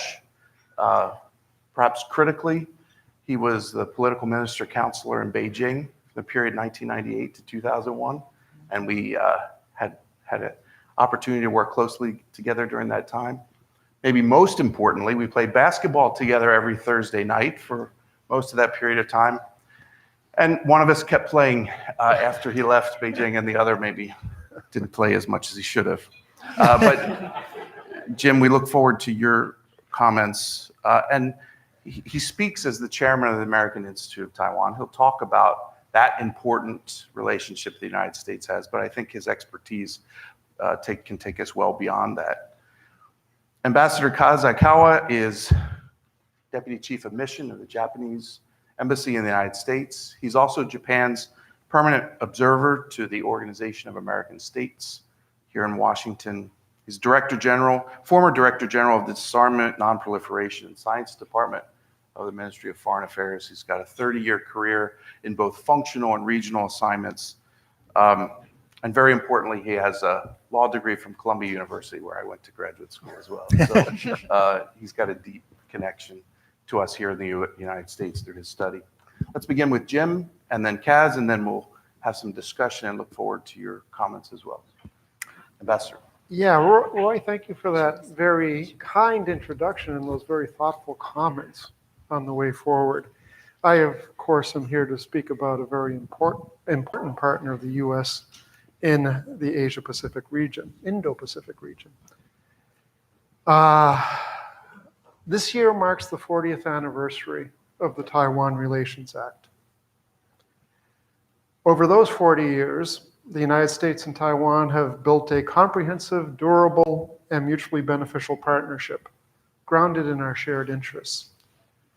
Common values such as support for democracy and human rights have brought us ever closer. Taiwan's transformation from an island ruled by martial law into a beacon of democracy is one of the major developments of the late 20th and early 21st centuries. A great accomplishment for the people of Taiwan that inspires not just Americans, but many around the world. Today, I would like to discuss the current state of this unique, unofficial relationship in the economic, security, and people-to-people realms. I will also touch briefly on U.S. support for Taiwan's meaningful participation in the international community and on the troubling state of cross-strait relations. Taiwan's continued economic security and vitality are of key focus for the United States. Our economic to serve U.S. agricultural exports and intellectual property. The stock of bilateral foreign direct investment between the United States and Taiwan exceeds $25 billion. And once again, this year, Taiwan sent the largest delegation of any of our partners to the Select USA Investment Summit, another sign of the strength of our economic ties. Security cooperation stands as another pillar of the US-Taiwan relationship. The United States has a natural interest in peace throughout the Indo-Pacific region. It is this enduring interest in peace and security that undergirds the US policy as articulated in the Taiwan Relations Act, not only to provide Taiwan with arms of a defensive character, but also to maintain, and I quote here, our capacity to resist any resort to force or other forms of coercion that would jeopardize the security or social or economic system of the people on Taiwan. Consistent with the Taiwan Relations Act, the United States will continue to make available to Taiwan defense articles and services necessary to enable Taiwan to maintain a sufficient self-defense capacity. To that end, in June 2017, the US announced plans to sell $1.42 billion in military equipment to Taiwan under the FMS program. That has been followed by maintenance and training support cases with estimated costs of $330 million and $500 million respectively, which will support continued training for Taiwan's F-16 pilots. This policy contributes to stability across the Taiwan Strait by providing Taiwan with the credibility and confidence needed to pursue constructive interactions with Beijing. But security relations with Taiwan are about much more than arms sales. Taiwan's key leaders understand the need to overhaul Taiwan's security concept by embracing modern, resilient, and cost-effective approaches, as well as innovative ways to employ existing capabilities. The United States wholeheartedly supports this effort. Through AIT and its counterpart, TECRO, the United States is working to help promote the successful transformation of Taiwan's defense capabilities, including specific initiatives like the overhaul of Taiwan's reserve forces. A third pillar of our relationship, the people-to-people component, continues to flourish. The Fulbright program in 2017 celebrated 60 years of educational exchanges between the United States and Taiwan. Taiwan remained the 7th largest source of international students in the United States in 2018. Through an AIT TECRO agreement, the two sides allow the passport holders to apply for each other's Trusted Traveler program, making Taiwan our third global entry partner in East Asia. That is a significant development that facilitates travel between the United States and Taiwan. As chairman, I was pleased to celebrate AIT's move this year into the new state-of-the-art office complex in Taipei. Only 9 years in the making, or 15, depending on how you count it. It is a beautiful facility. And just as important, this magnificent facility serves as an important symbol of the US commitment to Taiwan and of the close ties that link the people of the United States and those of Taiwan.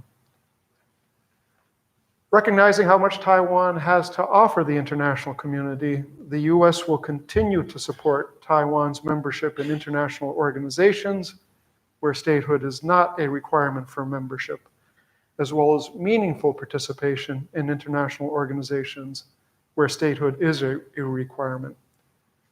Taiwan should be able to contribute its expertise to help tackle a range of regional and global issues. As but one example, public health is a prominent sector where Taiwan could and should play a significant international role. That is why the United States, in collaboration with like-minded countries, continues to support Taiwan's meaningful participation in the World Health Organization and as an observer at the World Health Assembly. Along with efforts to support Taiwan's meaningful participation in international organizations, the US looks for other ways for Taiwan to increase its contributions to global challenges. The Global Cooperation and Training Framework, we call that the GCTF, launched by AIT and TECRO, its Taiwan counterpart, in 2015, combined US and Taiwan resources and capabilities to help partners throughout the Indo-Pacific region address pressing global challenges on matters like humanitarian assistance and disaster relief, public health, energy, women's empowerment, law enforcement, media literacy, and the digital economy. Through the Japan-Taiwan Exchange Association, Japan is adding its expertise to the GCTF by co-hosting workshops beginning this year. Taiwan also deserves praise for standing in solidarity with the US and other members of the international community on a number of key global challenges. As a member of the Global Coalition to Defeat ISIS, Taiwan has contributed to demining and other stabilization efforts in Iraq and Syria. As you can see, Impressive growth has characterized ties between the people of the United States and the people of Taiwan across a broad array of interests.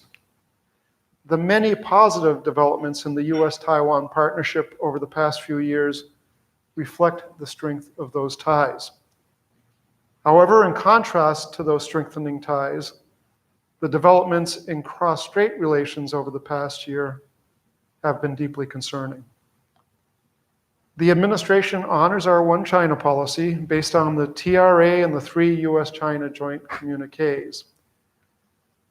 However, observers in the United States, both outside and inside government, including a broad spectrum of members of Congress, are troubled that China has escalated its pressure against Taiwan. Increased and increasingly alarming PLA activity in the air and seas around Taiwan has fanned tensions.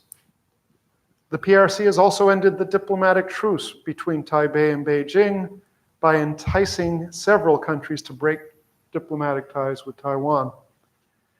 Such steps, as well as efforts by Beijing to exclude Taiwan from participating in international fora like the World Health Assembly, harm cross-strait relations and run counter to Beijing's own professed goal of winning the support of the people of Taiwan. The United States remains concerned by China's growing military capabilities and its continuing unwillingness to renounce the use of force against Taiwan. We oppose unilateral actions by either side aimed at altering the status quo in the cross-straits arena, including, in particular, of course, any resort to force. Beijing's efforts to unilaterally alter the status quo undermine the framework that has enabled peace, stability, and development for decades. The United States firmly believes that the people of Taiwan should be able to determine their leaders free of external threats, disinformation, and other forms of malign influence. As the Taiwan Relations Act states, it is the policy of the United States, and again, an important quote here, to consider any effort to determine the future of Taiwan by other than peaceful means, including by boycotts or embargoes, a threat to the peace and security of the Western Pacific area and of grave concern to the United States. Given the deep and abiding interest in cross-strait stability, the United States strongly supports dialogue between the two sides. Direct, authoritative channels of communication are essential to managing issues effectively and avoiding miscalculation.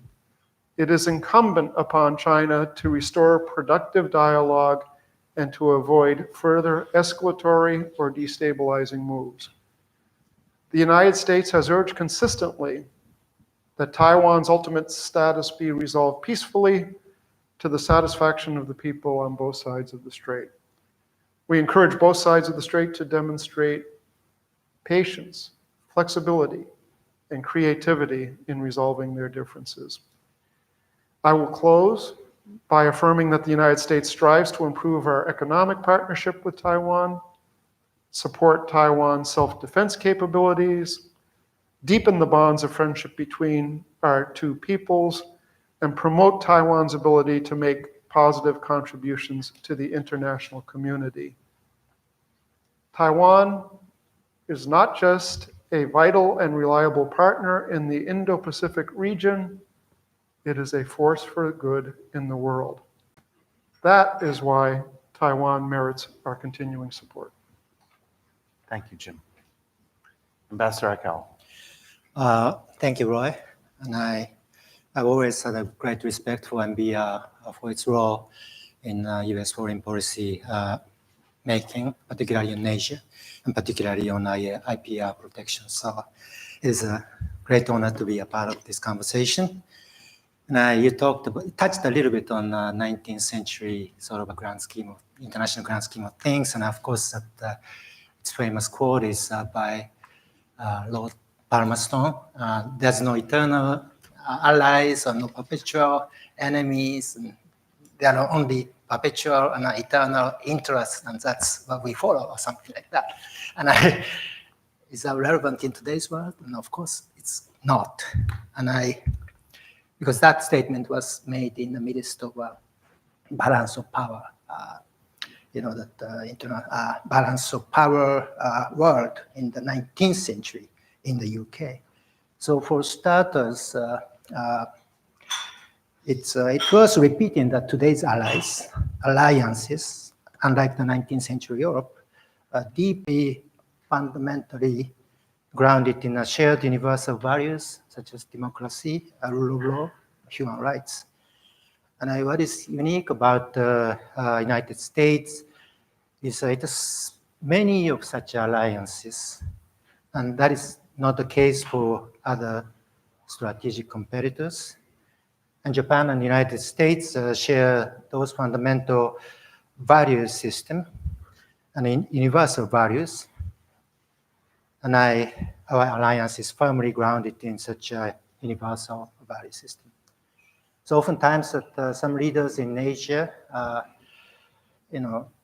talk about so-called Asian values, and as opposed to universal ones, and that's not something that we believe in. So in my view, that the building on universal shared values, alliance works best when they share common assessment about security challenges in the region. That's number one. And number two, alliance works best when there is a common shared view about the region in the future, and I align direction about it. And number three, alliance works best when there are stakeholders in the field, whether they're in the government or in uniform or in other entities, working together and working very hard to achieve those goals. And I'm happy to say that Japan-US alliances meets every one of those criteria. Our assessment, views and visions in the fields of regional security, political, economic, and trade situations are closely aligned. I mean, for example, in the press statement of the recent 2+2 foreign and defense ministerial meetings, we made it clear that Japan and the United States, and I quote, shared concern that geopolitical competition and coercive attempts to undermine international rules, norms, and institutions present challenges to the alliance. And also, this is another quote, we shared concern about rapidly evolving technological advancement in the new domain, including space, cyberspace, and electromagnetic spectrum. So when it comes to people working in the field, working very hard to strengthen our alliance, of course, it starts from top. Prime Minister Abe and President Trump had 11 summit meetings and 32 telephone conversations to date. It's kind of difficult to count all those things, but, but we counted anyway. And we in the government are fortunate in a sense that the close coordination and close conversation at the top level gives us guidance in addressing issues of our mutual concern, such as North Korea or South and East China Sea, IPR protection, and 5G, and so forth. And both governments are constantly engaged in consultations and coordinations. And our people are in uniform are at the forefront of alliances when they conduct joint exercises, whether in the South and East China Sea or Japan Sea. So in a nutshell, our alliance with the United States has not been more enduring, more robust than today. So let me just elaborate my points a bit further, taking up a few topics of concern. Number one, North Korea. Our objectives in North Korea is Korean Peninsula without nuclear and other WMD, including the means of delivery in a comprehensive, verifiable, irreversible manners. And we are on the same page on that. And we are also working very closely to strengthen our sanction regime under United States security resolutions. And we are working very closely on preventing what is called a ship-to-ship transfer, which is a means of circumvention of those sanctions. Now, of course, it's quite important to maintain and strengthen extended deterrences by the United States. And I also, we are jointly training in the Japan Sea. And also, that the partnership among US, Japan, and ROK is also very important. And the second subject would be South China Sea and Indo-Pacific. For us in the region, the freedom of navigation and overflight is the global commons. And that is why Japan and the United States are firmly opposed to unilateral coercive attempts to change the status quo in the East China Sea and South China Sea. What enabled the countries in the region to enjoy freedom of navigation and overflight is mostly due to the presence of the United States naval forces there. US forward deployment is contributing, and a US forward deployment is based on the Japan-US alliance, is contributing greatly to the UN naval presence in the Indo-Pacific.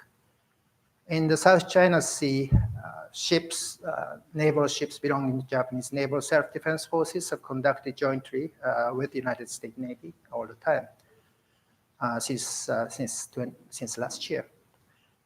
And this vision about the free and open Indo-Pacific, it is our alliance, Japan-US alliance serves as a cornerstone of peace and prosperity in Indo-Pacific region. So it is no coincidence that the vision of a free and open Indo-Pacific comes from both governments in rather independent manner, because we firmly believe in that. And our vision, Japan's vision of freedom, free and open Indo-Pacific contains 3 pillars. The first pillar is maintenance of fundamental principles of international order. So that the Indo-Pacific order or world should be based on that. The second is that the promotion of a sustainable economic development and connectivity through quality infrastructure in energy, digital, transportation. And the third pillar would be maintenance of peace and security stability, particularly in the area of maritime law enforcement capacity building. So in order to achieve those objectives, it is crucial for Japan and the United States to widen networked structure of alliance and particularly strengthen partnership with other countries like ASEAN, India, Australia, and others. So at this point, it would be remiss of me if I didn't say a few words about Taiwan and our bilateral relations with Taiwan. Taiwan is a true friend of ours, and particularly at the time of need, such as the East Japan Great Earthquake. Taiwan was one of those countries who came to us to show us solidarity. And economic and other practical interactions between Japan and Taiwan has been flourished these days. So in terms of the meaningful participation of the international space for Taiwan, we believe that in areas such as international public health governance, there should not be a gap in regional undertakings to address crisis management in public health field. So that's why Japan supports Taiwan's participation as an observer in international institutions such as World Health Assembly, as Ambassador just mentioned. And the Foreign Minister Kono actually tweeted our support last month. So Japan's also a very happy partner in this GCTF that the Ambassador just mentioned.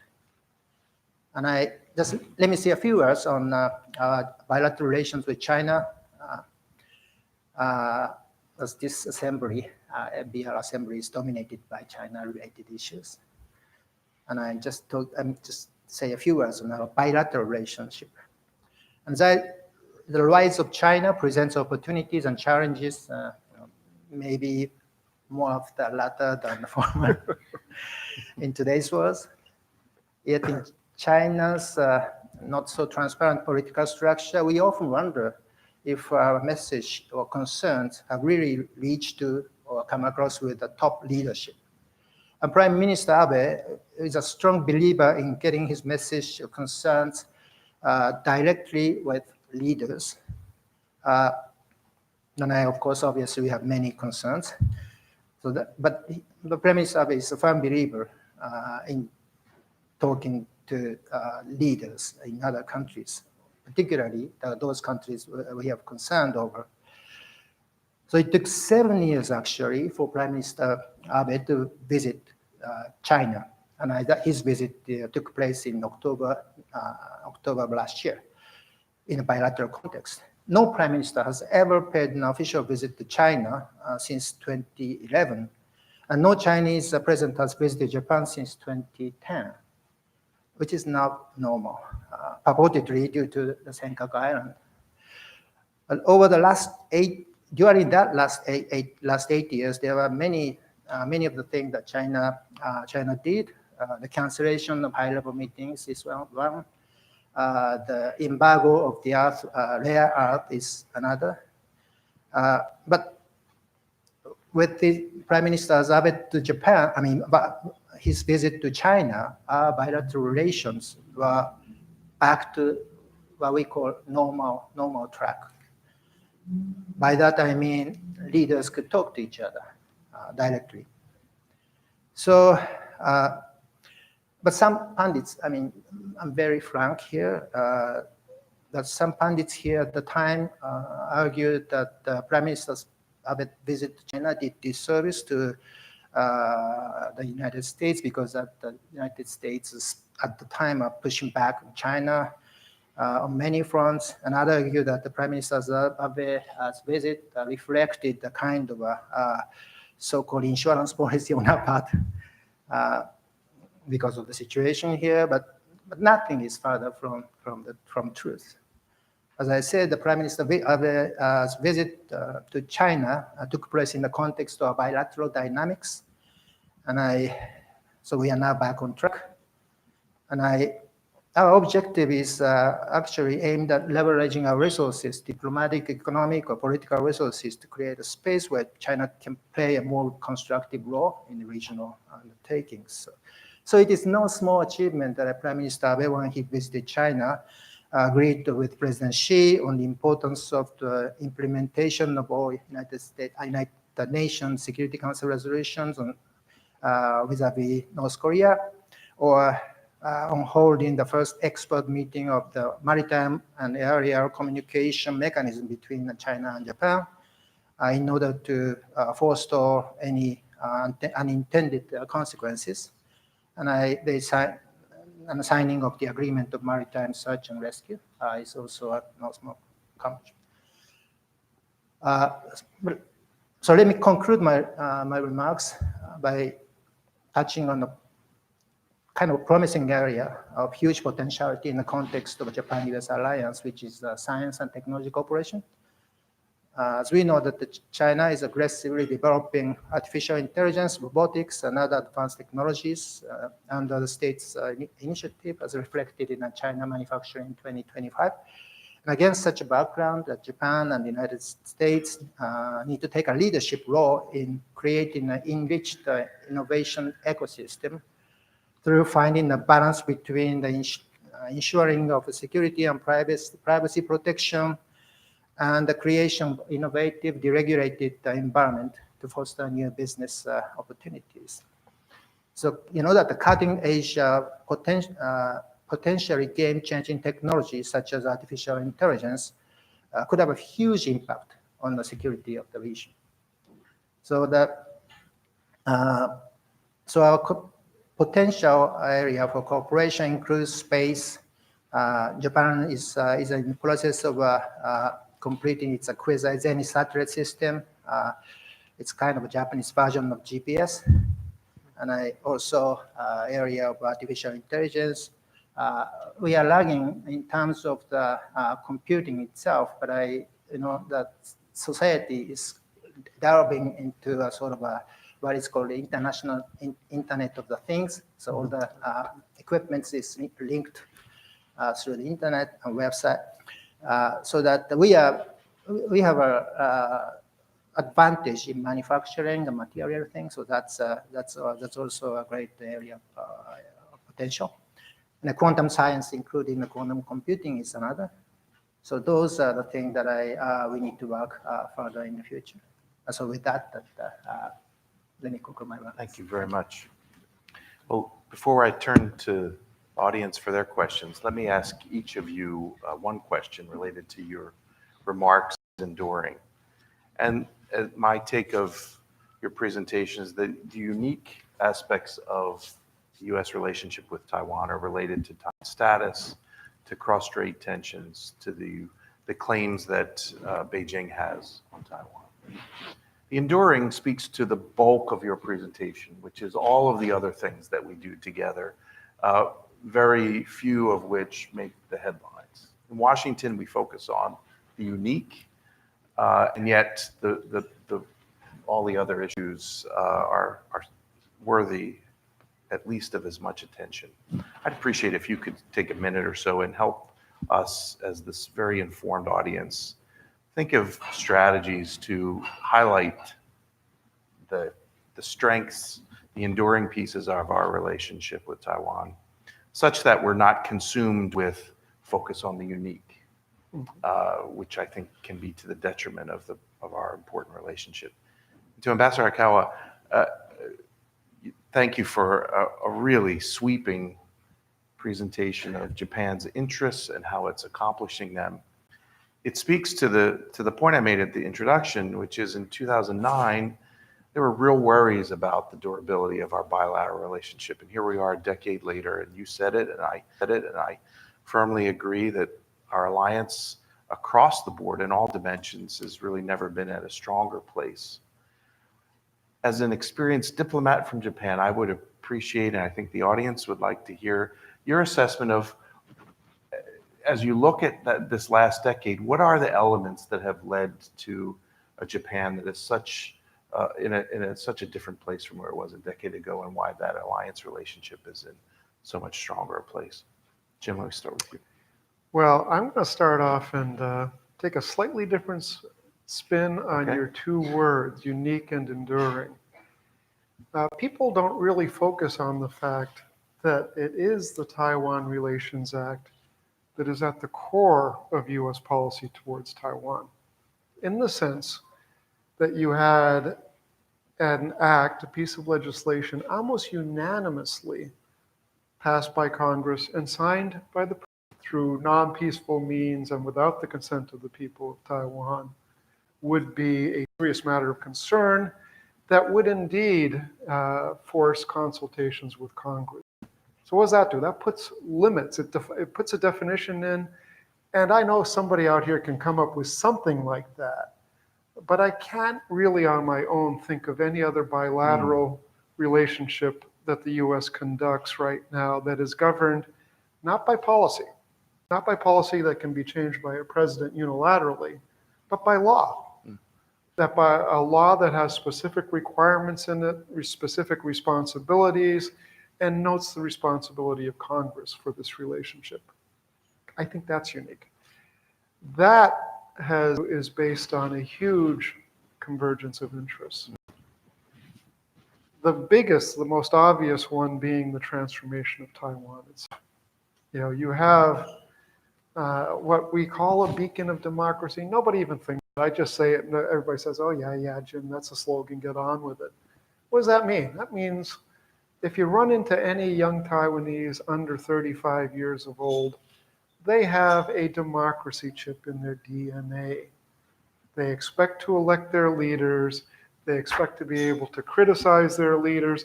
They expect to be able to throw them out if they're unsatisfied with them. And that's refreshing. And that is not found in too many democracies that are as young as Taiwan's. It also helped the economic relationship flourish. you do have that basis that says we are going to continue in the economic ties. You do look at things in terms of the enduring portion of the relationship and say, well, where does this lead to in the future? There were about 10 or 15 years where it was fashionable to assert that China's rise would inevitably lead to a splitting apart with Taiwan on our part as we weighed U.S. interests with respect to China as opposed to U.S. interests with respect to Taiwan. That has changed dramatically just over the past 2 or 3 years. It has changed dramatically because, let's face it, the biggest issue in the U.S.-China relationship is not Taiwan. Anytime you hear a Chinese official say that, you should be tempted to ask, well, isn't it the Chinese desire to get the United States out of Asia? That's the biggest issue in the U.S.-China relationship right now. It is continued expressions of will on the part of China to break our alliances, to replace us as the dominant power in Asia. And frankly, if you look at it in just straight out geostrategic terms, you look at the mirror image from the US perspective of what China sees. If you follow Chinese strategic writings closely, they talk about needing the ability to be able to get through the first island chain. And we talk about the same thing. We've been talking about it since the 1850s, the need to be able to get through that first island chain and access Asia. Not establish bases in Asia, but have free and open access whenever, wherever we wanted through that first island chain to the Asian heartland. And for whatever reason, China has decided that that's not, it seems to be something that they don't want to see anymore. That's the real cause for friction in the US-China relationship, and inevitably, that only underscores all the more the importance of Taiwan to US policymakers, to US Congress. And if you think about it, that's what's changing US opinions, this acknowledgement that China would really like to replace us in Asia. Thank you. Ambassador Aikawa, you included a great statement about Japan's relations with Taiwan as well. And so I wanted to acknowledge that before you go into your response to my question. Thank you for that piece of your presentation. I guess your question is what does, what has changed Japan over the last decade, I guess. What are the factors? The first and foremost factor is the political stability. The Prime Minister Abe has been in power for almost like 7 or 8 years. And before him, there's a Prime Minister almost like every year. And in that kind of a political atmosphere, there's no room, there's very little room to take leadership. And for some reason, I don't have any answer to that, but Japan is one of the very few advanced democracies not seeing a sort of a major populist movement. So that's also a contributing factor. And secondly, of course, the regional situation, starting with North Korea and also China. People are beginning to understand that our region is that there is a great amount or level of concern for maintaining and strengthening our security.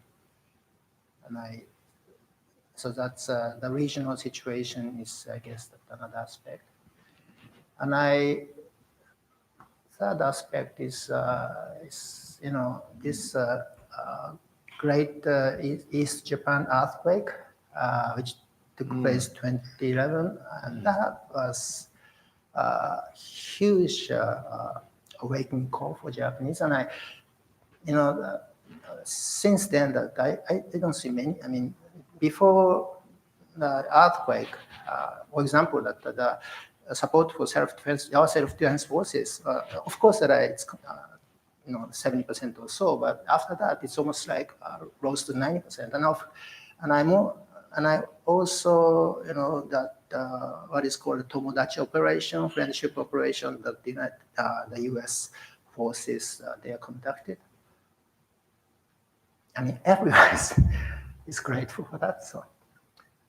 So those are, I guess, the three things that I can come up with. Thank you. That's very, very helpful.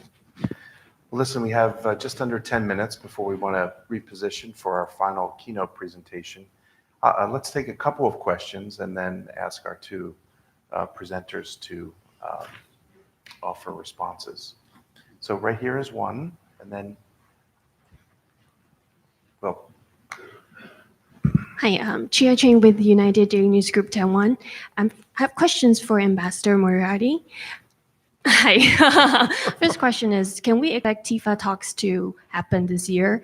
And second question, TIFA talks to happen later this year. And the second question is, would solving the pork and beef issue be a precondition for the TIFA talks or FTA?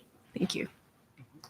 So we've gone from the grand sweeping issues to pork and beef, but an important part of our relationship nonetheless. Let's have the second question, then we'll ask our ambassadors to respond. Will Norris from Texas A&M University and also one of the fellows for this year's NARP program. I wanted to hear from both ambassadors similar lines, but not quite as specific. What do you see as the greatest potential economic opportunities that you see between the United States and each of your particular areas of expertise?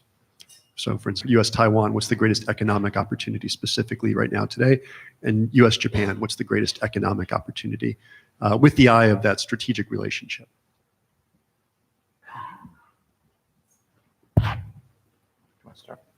Sure. I'll start with the possibility of TIFA talks. I certainly wouldn't rule them out, but I think you're probably correct in saying that there's got to be some progress on pork and beef. I wouldn't say what sort of progress is necessary. I think that's probably always slightly moving. But because of the history, there really is a strong, strong desire on the U.S. side to have some degree of progress on those issues. So keep your fingers crossed. I certainly am, and I hope that we'll see progress. Even if we don't see TIFA talks, I'm sure that we'll continue the trade dialogue with Taiwan, which continues even in times when we don't have TIFA talks because we value the partnership tremendously. In terms of the greatest opportunities for the U.S. and Taiwan in the trade and economic areas, I think what you see is a recognition among a lot of major U.S. multinationals, Google, Facebook, whatever, that recognize that Taiwan is actually a very good place to be doing research and development, to form relationships with some of the most advanced machinery companies in the world. Quickly, a side note on that, a lot of private equity is looking at these terrific, small to medium-sized machinery industries in the Taichung area that are among the best in the world. And a lot of them, they have the founder getting older and trying to figure out what he does to keep that industry going. So anyhow, there's opportunities, I would say, in those areas in particular.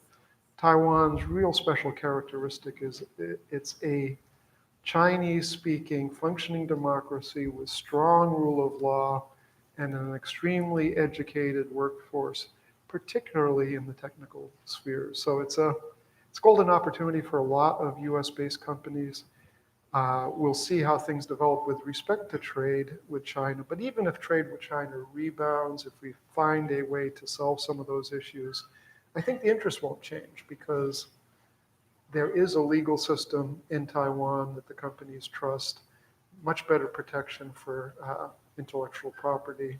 And that's very, very important going forward. Excuse me. Thank you. Japanese economy and the U.S. economy is so closely interlinked these days. One study showed that 1.6 million U.S. workers the jobs created by the automobile, Japanese automobile investments here.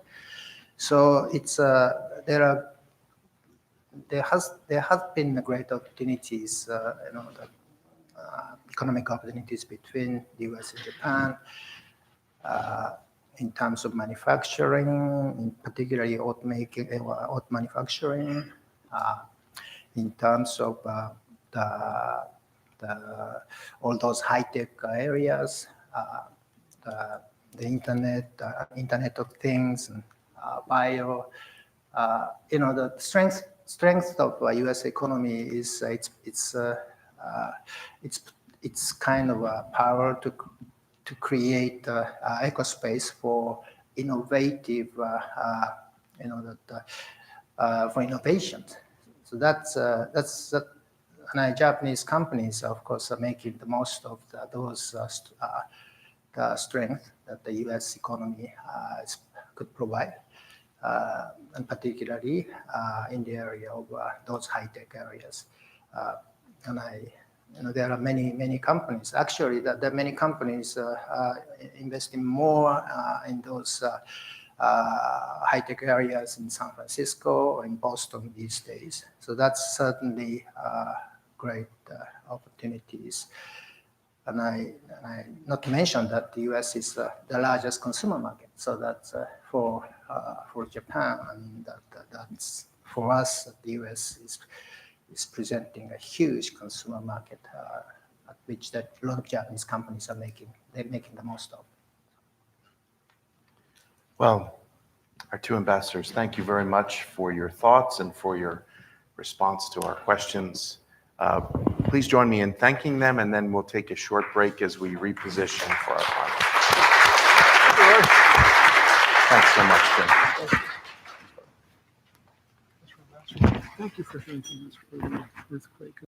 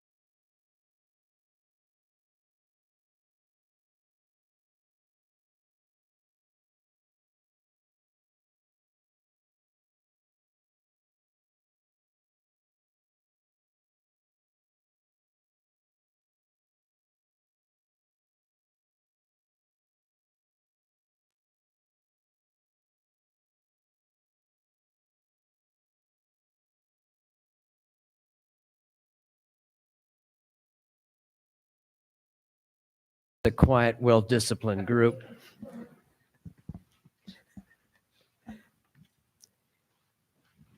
It is my honor and pleasure to turn this over to Senator Slade Gorton.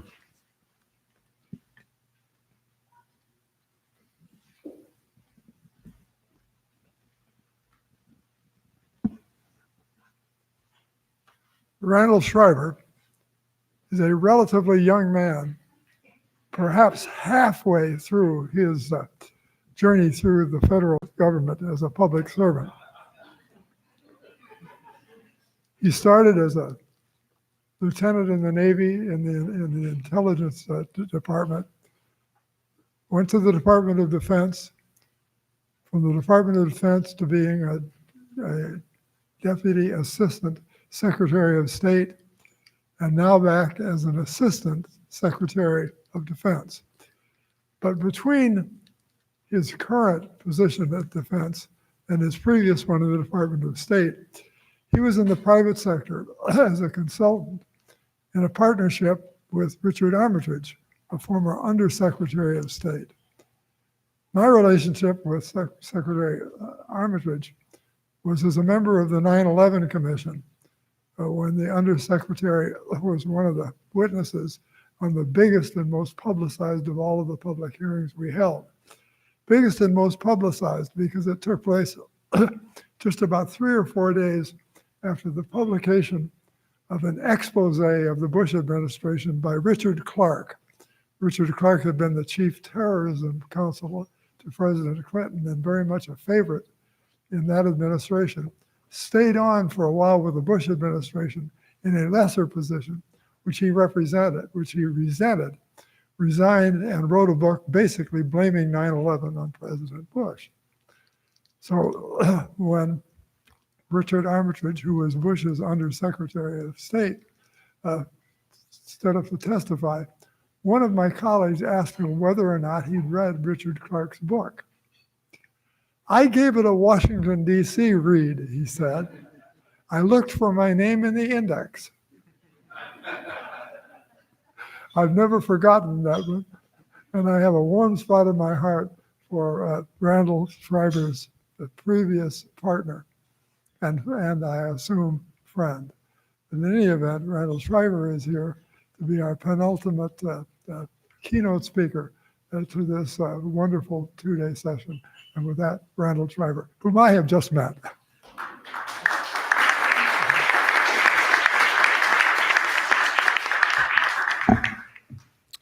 Well, thank you very much.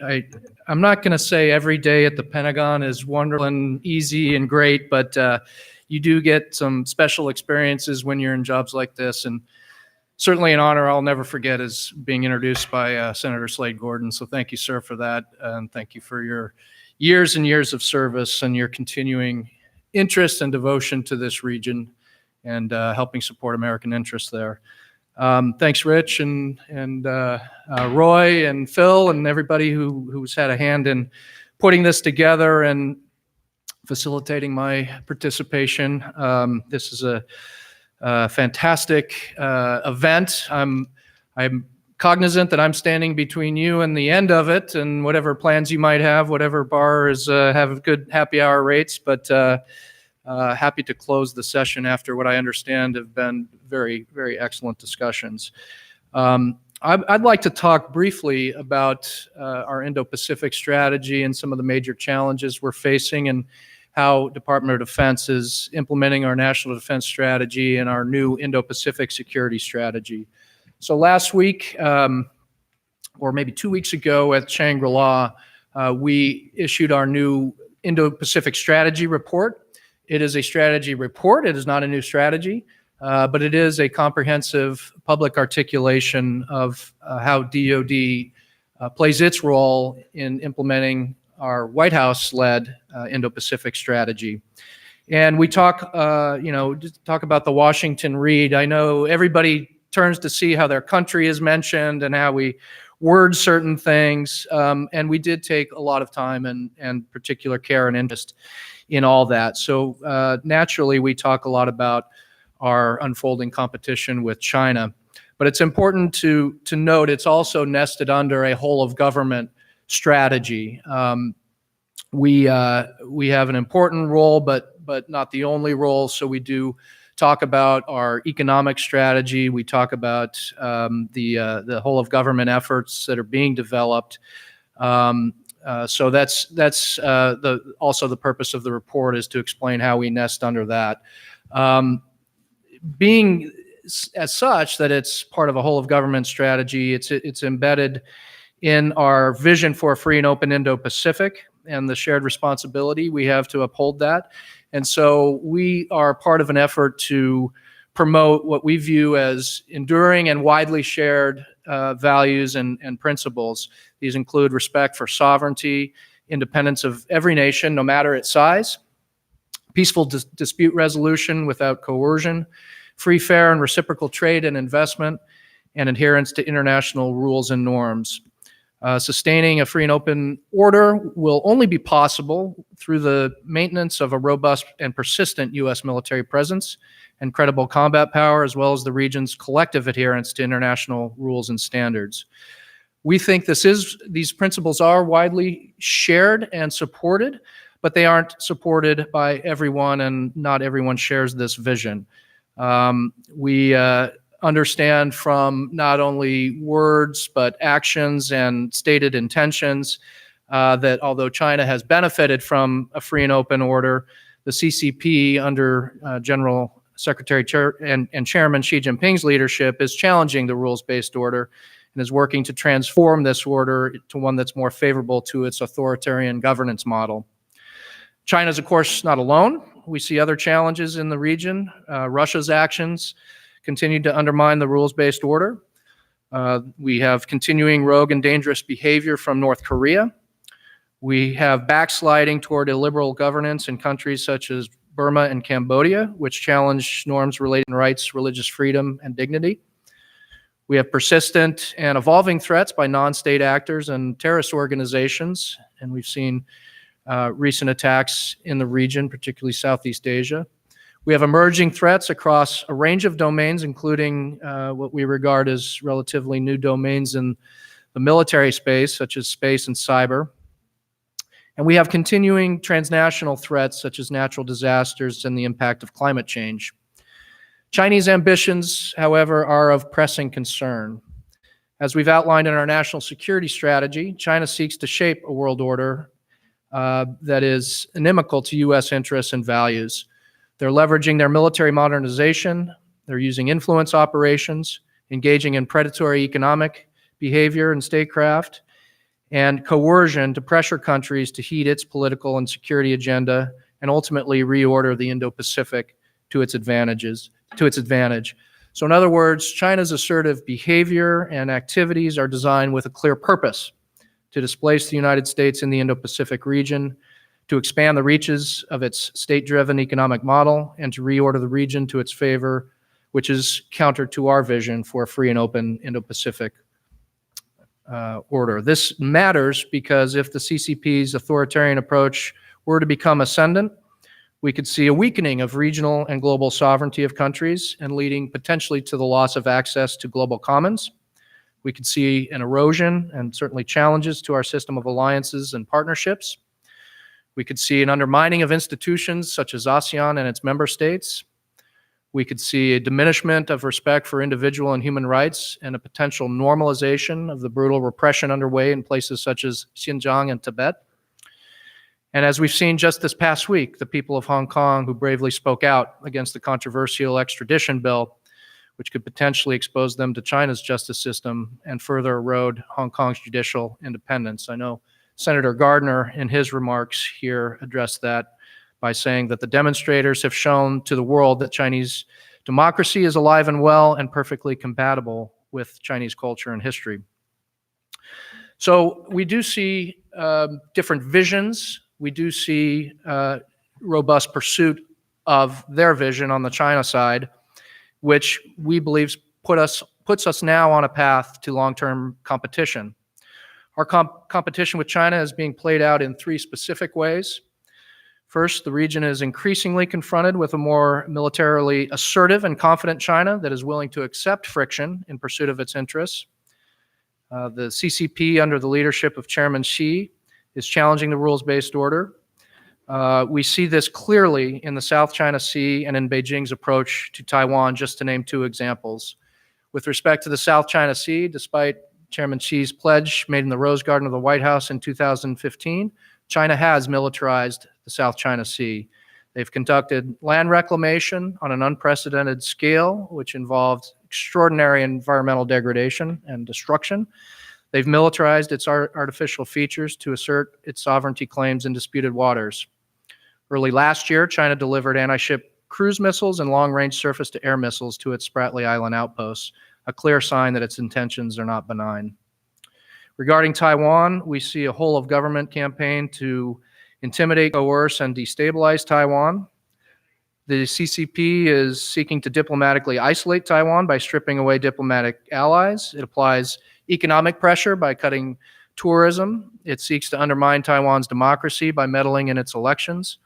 And it applies military pressure through its posture and its increasingly provocative exercises and operations. And we should all be clear in our understanding of the ongoing threats and military coercion of Taiwan is destabilizing not just to Taiwan, but to the entire region. We see China, number two, we see China leveraging its economic instrument of power, such as the One Belt, One Road initiative, in ways that erode sovereignty of other countries with the goal of changing their behavior to align with China's preferences. I know that this has been a focus of your discussions over the last 2 days, and I know it's been noted how China is using economic inducements and penalties and influence operations and implied military threats to persuade other states to comply with its agenda. Although trade has benefited both China and its trading partners, Chinese use of espionage and theft for economic advantage and diversion of acquired technologies to the military remain a significant source of economic and national security risk to all of China's trading partners. One-sided and opaque deals are inconsistent with the principles of a free and open Indo-Pacific. The third line of effort and where our competition is unfolding is we see the domestic governance of the CCP rule as increasingly authoritarian and increasingly cruel where human rights and dignity are concerned. With more than half of the world's Muslim population living in the Indo-Pacific, the United States and the region views the PRC's systematic mistreatment of Uyghurs, Kazakhs, and other Muslims in Xinjiang, including pervasive discrimination, mass detention, and disappearances, with deep concern. We're also concerned not only for human rights reasons, which should be shared universally. We do see potential linkages to security interests. These practices could lead to a radicalization of this population and could potentially lead to terrorism. To suggest that this is mere job training is unbecoming of a country that claims to aspire to great power status. In short, while our competition with China takes place at various levels, what we are really competing for is to sustain a position of advantage so that we can maintain influence within the international and regional order, which in turn allows us to promote, support, and protect a liberal, rules-based order whose institutions, rules, and norms have fostered peace and prosperity for decades. We should note that while we compete vigorously with China, we do sustain military-to-military contacts, the primary purpose of which is aimed at reducing risk and promoting international norms and standards. Competition could and should be peaceful. Sometimes there's a notional understanding of competition that is different. This may, in fact, even be cultural. When Americans think of competition, it can be thought of as good and mutually beneficial. For China, it can be seen as negative, but for us, oftentimes positive. Competition doesn't mean confrontation in all cases, nor must it lead to conflict. We seek to maintain competition as a stable deterrent to avoid conflict. While the United States and China may not always agree, we recognize it serves both our interests to cooperate where we can. So briefly to close, let me talk about how our competition with China is manifesting in the military space and what DoD's approach is to this competition. China appears to have an advantage over the United States and its allies when it comes to escalating from the gray zone to conventional military operations or to pursue quick territorial gains through a fait accompli strategy, which carries significant implications if left unchecked. But for us, this means we must change our mindset. As articulated in our national defense strategy, the focus on great power competition as the primary focus of national security is appropriate and requires a fundamental shift in the way DoD thinks about deterrence and defense. Our goal is to deter China from pursuing a fait accompli and improve our capacity to deter and fight China at the outset of a crisis, so that China understands unequivocally that pursuit of its objectives to reshape the regional and international order will not succeed through non-peaceful means. As I said, this requires a shift in mindset and the types of conflicts we've been preparing for and thinking about and have been engaged in for the last couple of decades.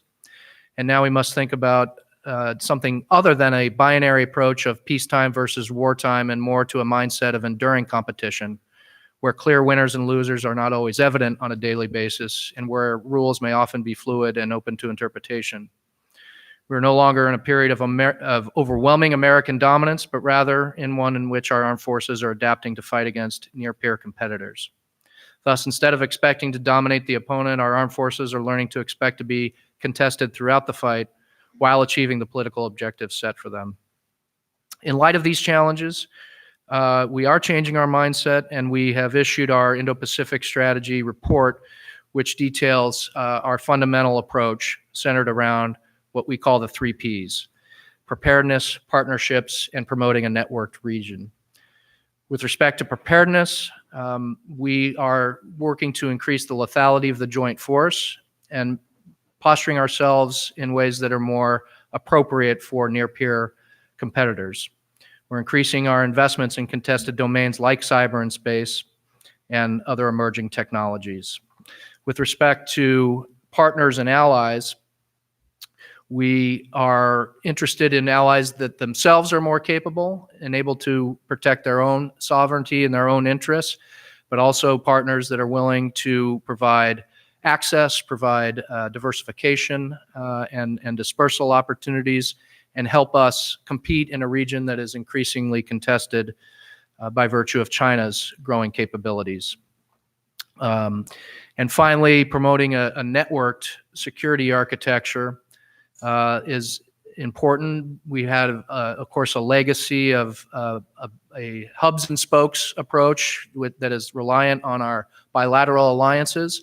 We will continue to mature and develop our bilateral alliances, but increasingly the challenges in the region, the Indo-Pacific region, are inherently multilateral and require collective responses. So we are working on trilateral relationships: Australia, Japan, and the United States. Japan, South Korea, and the United States. We're working with ASEAN as an entity, and this year we'll be conducting our first ASEAN-US maritime exercise.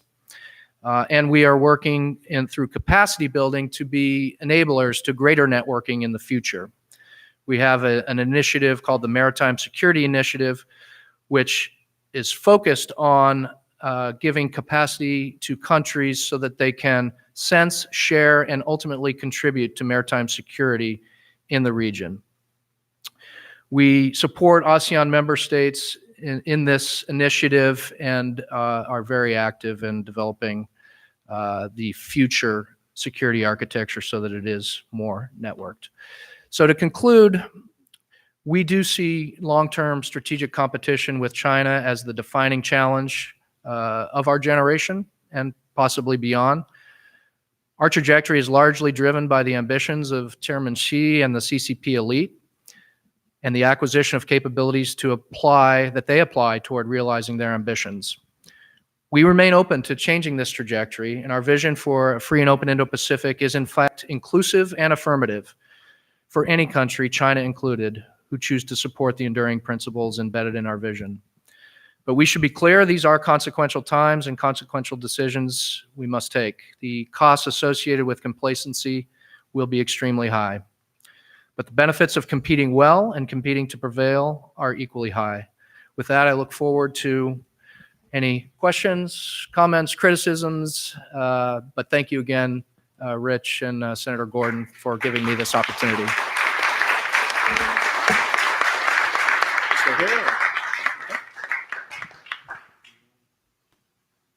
You tell me. Okay. Sir. Thank you.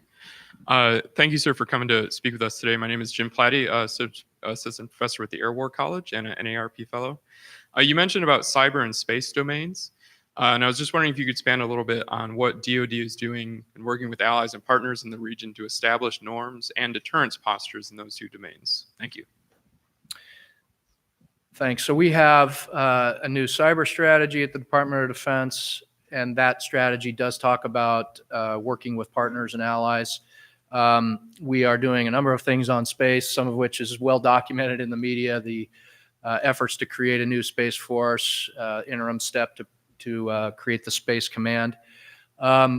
In both domains, if I could lump them together, we have to meet partners where they are. And where they are, I mean, not only in terms of their own capabilities and what they might be able to provide in a partnership and benefit from in a partnership, but also the threats that they're facing. So I think we have a near-term challenge with respect to Taiwan's upcoming election that we need to address in an urgent fashion. And then we have challenges that are of a longer-term nature. We very much want to strengthen our partnership with Japan, which has threats and challenges, but I think has some work to do in terms of developing capabilities. So we also need to fly the airplane while we're building it. So we have a great partnership with Japan that is active, but we need to build the capabilities to better position us over time. We'll think, as our strategy talks about, we need to think about not only protection of our infrastructure and our own capabilities, but we need to also think about how in a warfare sense, these integrate into our overall approach to warfighting and build that into doctrine, et cetera.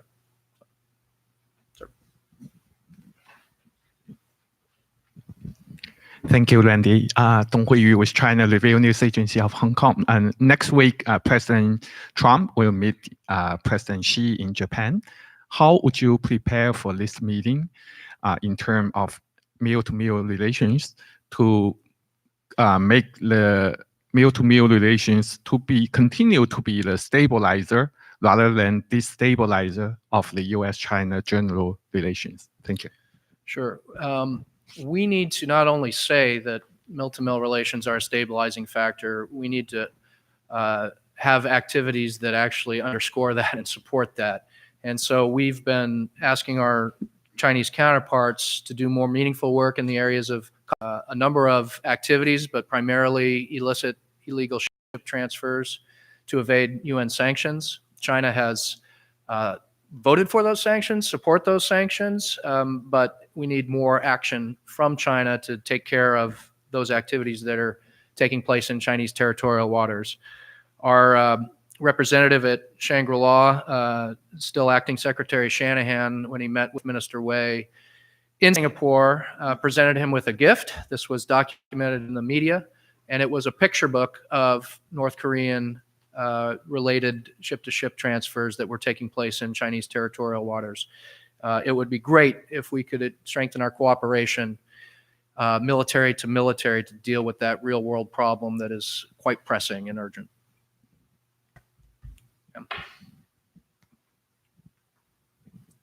Thank you, Secretary. My name is Jean Nguyen with Voice of Vietnamese Americans.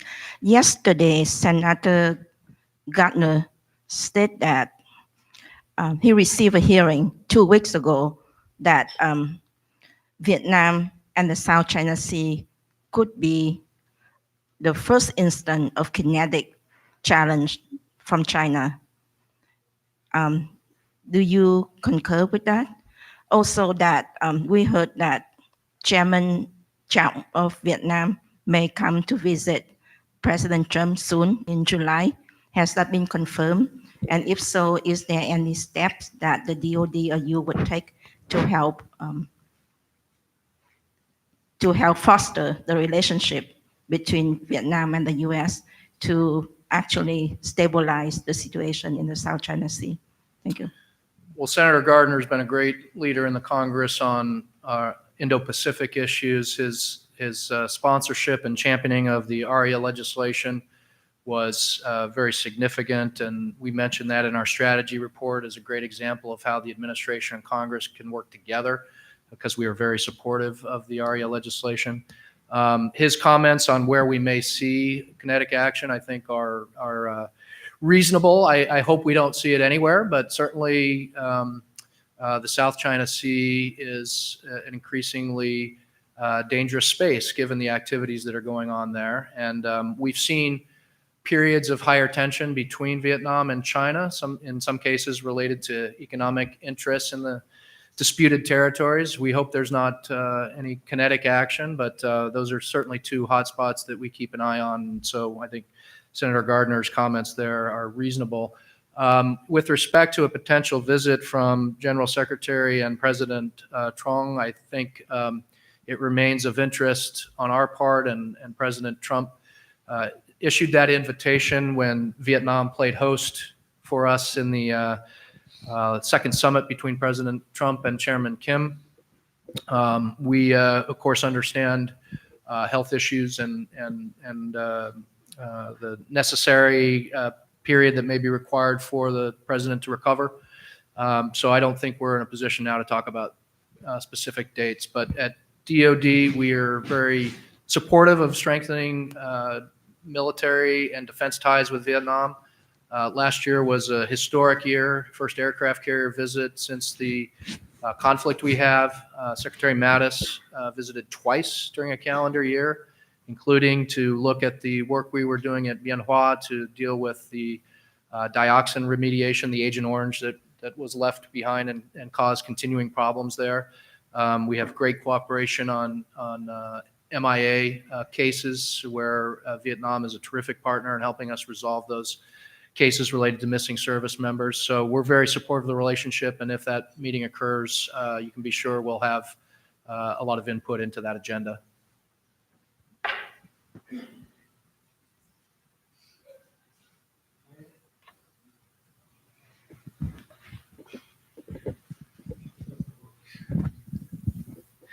My name is Sang-min. I'm a reporter from the Radio Free Asia. Tomorrow, the President Xi Jinping are going to visit North Korea. So I want to know how to see his visit to North Korea. Do you think that it will be helpful for the United States to restart negotiating North Korea? And the second question is that today, the Stephen Biegun, Special Envoy for North Korea, mentioned that U.S. and DPRK does not agree the definition of denuclearization. So can you tell me how different definition of denuclearization between United States and DPRK? On your first question, we await the results of that visit. I know Xi Jinping, at least under his name, an op-ed was released that talked about the 70th anniversary of diplomatic relations with the DPRK and talked about the importance of that relationship. It's our hope that Xi Jinping is able to use whatever influence he may have in that relationship to persuade the DPRK to re-engage in a meaningful way on denuclearization. I can't amend or improve upon Steve Biegun's words in any way, so I'll leave it at that. But I will say the reason we weren't able to reach a conclusion or an agreement, I should say, in Hanoi was because they weren't prepared to talk in a serious way about denuclearization to include even foundational issues such as a development of a common definition. So I'll leave it at that. Sir. Mr. Assistant Secretary, thank you. You talked about the long-term strategic competition being this defining challenge of our generation. I'm wondering if the partners you referred to in the Indo-Pacific strategy document are really geared up for this long-term challenge. It seems that a lot of the regional partners, while sort of wary of China, are counting on a pretty strong economic relationship with China to fuel their own internal growth, to solve some of their own internal challenges. I'm thinking in particular of India. So I'm wondering how they reconcile that. Well, we all have important trade relations with China, ourselves included. So it's qualitatively different. I mean, people sometimes refer to it as a new Cold War.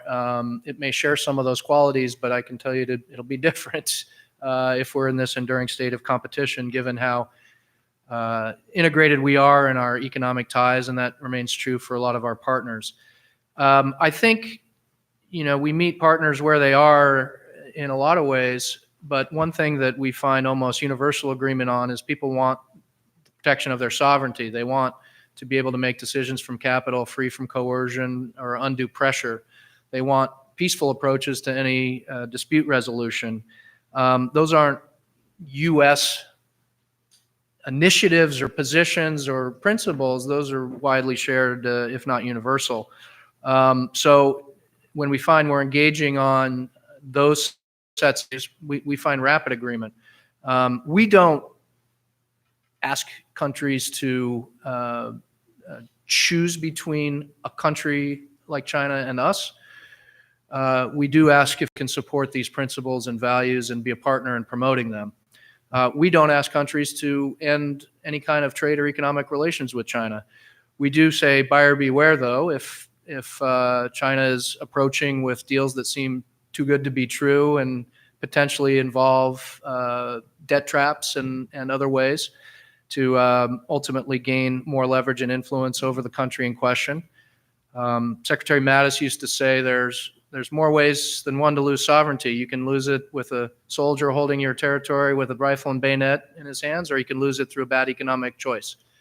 And I think the predatory economics we've seen suggest that more awareness is required and countries need alternatives. And that's where we have to step up too, by the way. It's one thing to say, buyer beware, but it's another thing to actually have alternatives. And so through efforts like the BUILD Act, we're trying to enhance our approaches, and we're trying to strengthen our cooperation with like-minded partners, Japan, Australia, India.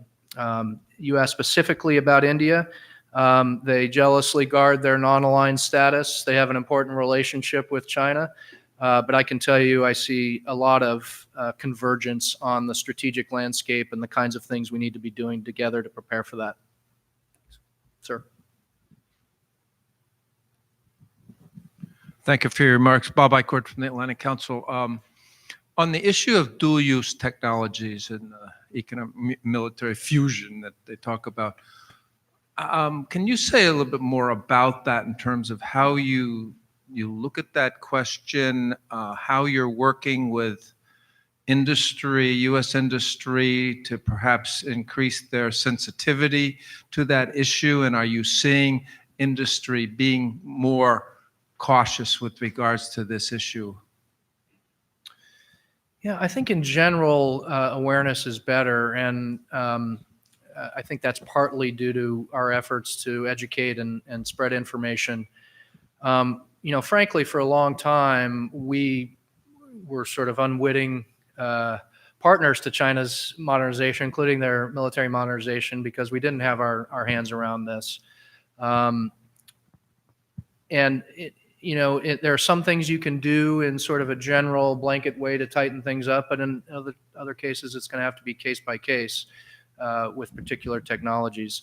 So I would say the stage we're at is awareness is better. We're building sort of the infrastructure to have those dialogues on a more routine basis. We're reaching out to non-traditional communities because dual-use technology doesn't always fall in traditional spaces. The Chinese have been creative in finding ways to get technology that's helpful that maybe we didn't originally anticipate would be helpful. So I think we're at a stage where we're starting to get our hands around the problem. I referred to a change of mindset at the Department of Defense. I think in some cases there's a change of mindset that's needed with industry, and in some cases the choices will be stark. You'll have a choice of doing business with the U.S. government or doing business the way that has been done in the past with China. In some cases, it'll be more case by case and working with industry in more collaborative ways. But you rightfully point out that it's an important challenge. Thank you. So you mentioned that PRC selection interference against Taiwan is the upcoming challenges that we are facing. So my question is, in terms of capacity building, what could Taiwan do to counter PRC's cyber attacks and disinformation campaign? Thank you. It's a very important issue for us. There's no question at least in our minds, that China will try to meddle. They've done it every previous election.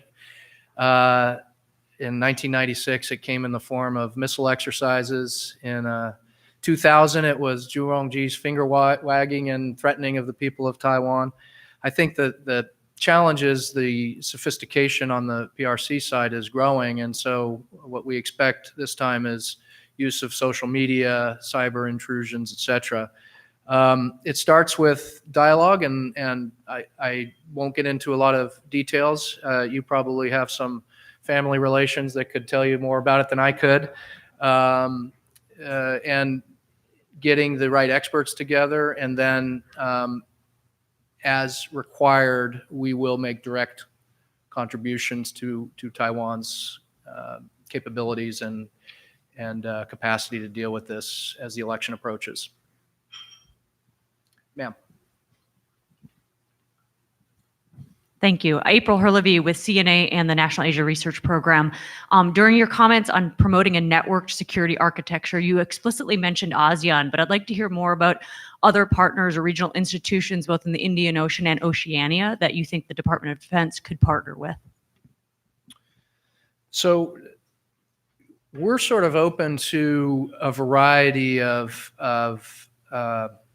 modalities to promote that, including ones that we're not necessarily a direct participant. If there's intra-Asia cooperation, and here I'm thinking of something like the cooperation between Indonesia, Malaysia, and the Philippines that deals primarily with issues of crime and potential terrorism and dealing with the return of foreign fighters, etc.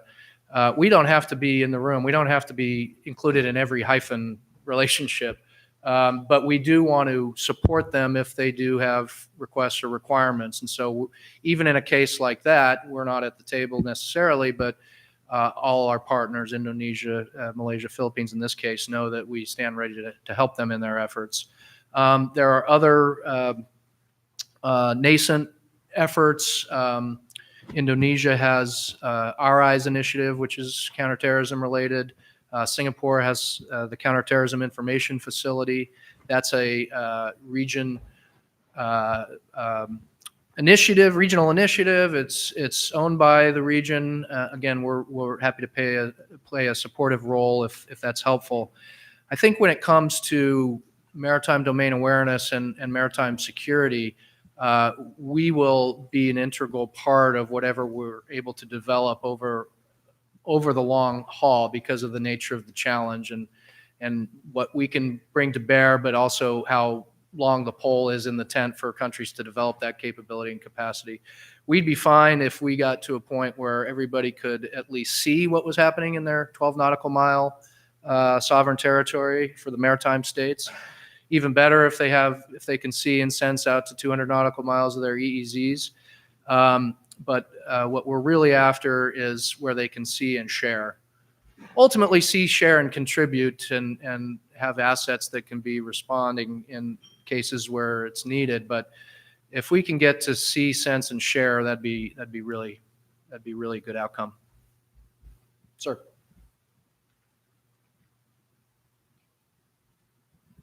Hi, Andrew Yo, Catholic University of America. You mentioned under partnerships that you want to see allies build up their own capacity. I know that's been a big thing with the Trump administration. Have you seen allies with our traditional bilateral alliance partners or in Southeast Asia? Have you seen these partners stepping up, or has there been a boost in capabilities, or what progress have we seen there? Thanks.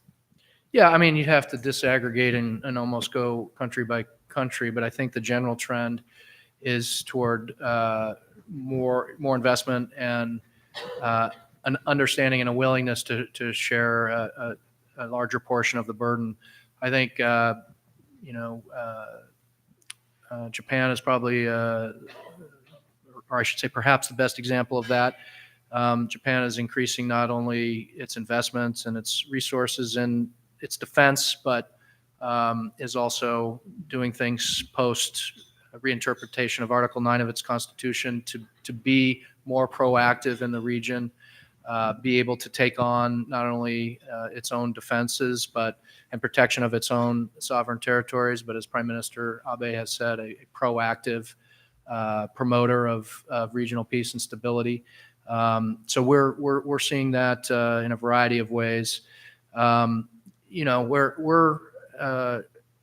we're desirous of countries meeting certain fair standards, and our president has been clear about that. I don't think he's going to back off anytime soon. So, you know, we'll continue at the Department of Defense to be a voice for that as well. But the real key in our mind is not just how much you're spending, but what type of capabilities are you investing in. And so when we talk about capacity building, it is with a purpose. It is designed, on the one hand, as I mentioned, to enhance maritime domain awareness and maritime security, counterterrorism, you know, these key areas.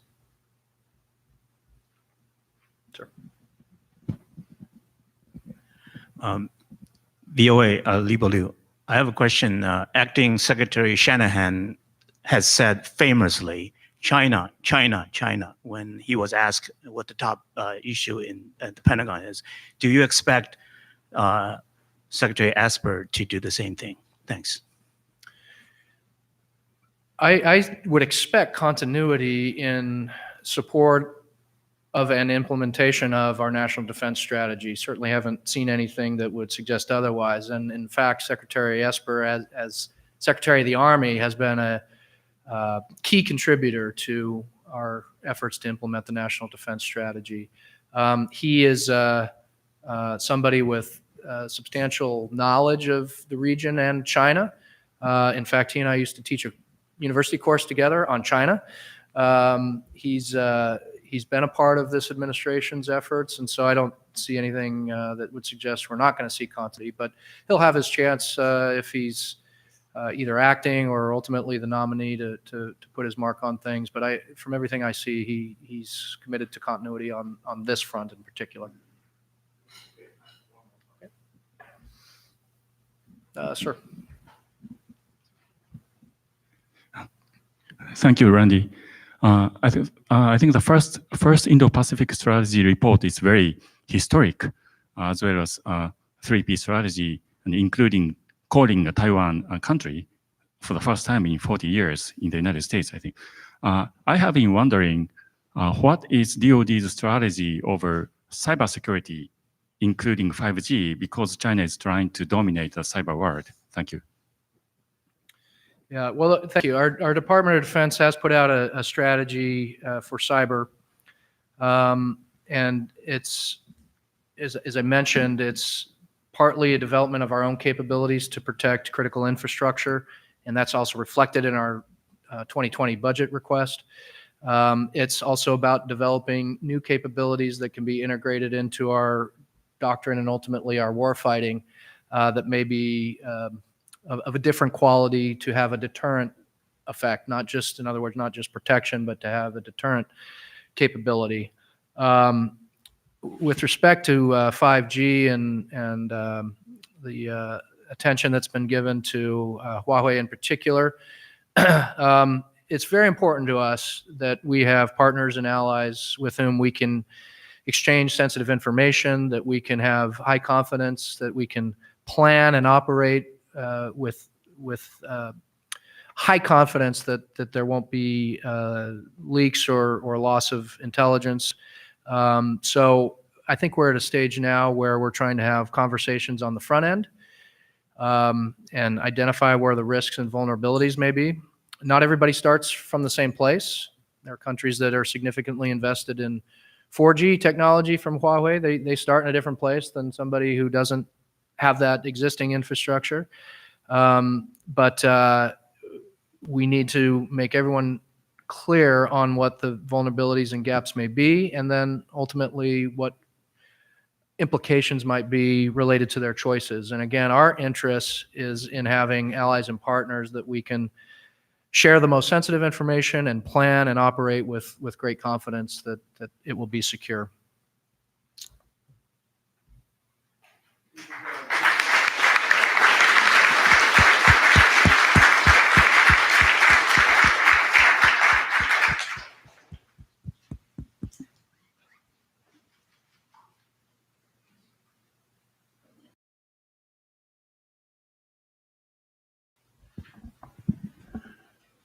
Ladies and gentlemen, this concludes our two-day Asia Policy Assembly.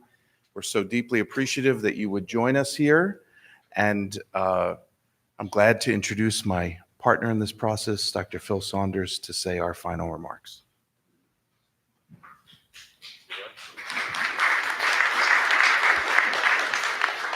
No, it's my pleasure, and I won't keep you too long. I want to do 3 points and a couple thanks. So I'm thinking, what are my takeaways from these 2 days of fascinating discussions?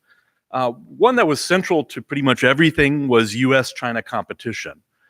And my takeaway is there's agreement that we have a problem. There's agreement on a lot of dimensions of what that problem is and the need for a tougher US approach. But I didn't see consensus on exactly what the strategy is for dealing with that or on precisely the end states we want to get to at the end of the process. And indeed, Randy suggested this is a competition that's going to go on and on without end states. So it's good that we're focused on this. I worry a little bit about the risks of an overcorrection as we jump on the problem, as Washington tends to do. And one of the things, my takeaways from these 2 days, is the need for thinking very carefully about the trade-offs. There are a lot of tough choices on the relation between economic and security issues, and we need to think hard about them and try to make the right choices. So that's one big takeaway. A second, which was evident throughout the program, is the diversity of countries and issues that we talked about across the Indo-Pacific. There was a great breakout session on China-Russia relations, but if you look across the Indo-Pacific, that's the political, military, economic battlefield where US-China competition is going to take place. And so a second takeaway is the need to understand both the specific countries and what are the dynamics in them, and the specific issues. And it really, I think, brings home the need for really specialized expertise to ask the right questions and try to get to the right answer. So that's an important takeaway and an objective of the Asia Policy Assembly. And the third is I was really impressed by the high quality of the presentations across the board, but especially those of our National Asia Research Program fellows who are drawn from universities across the country.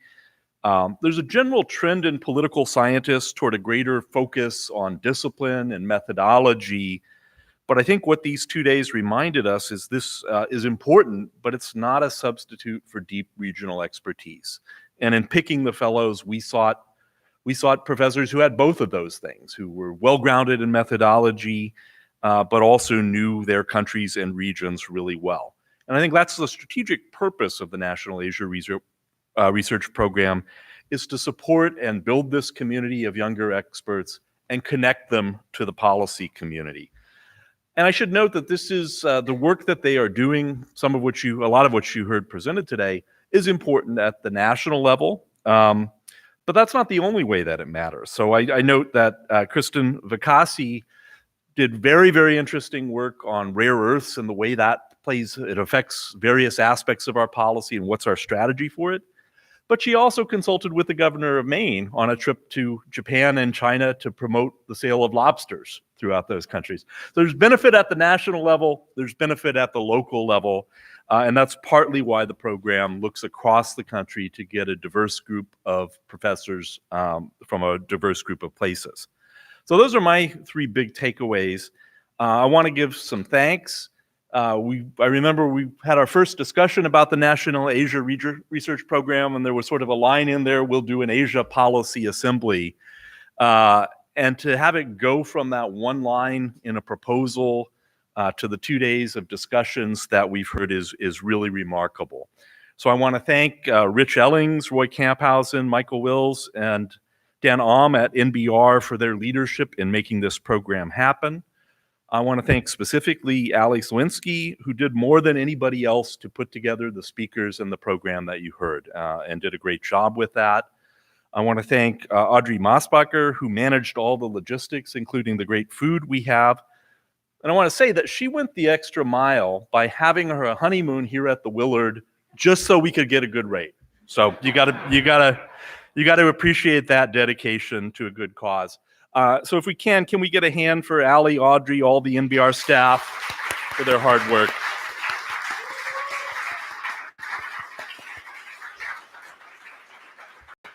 And also for the staff at the Willard, who I think have done a great job in feeding us and bussing the tables and taking care of us in lots of ways. At NDU, I want to thank Vice Admiral Rogi and my boss, Dr. Laura Jr., for their contributions to the program, and especially my colleagues, Dr. Tom Lynch and Dr. Zach Abuza, for their contributions.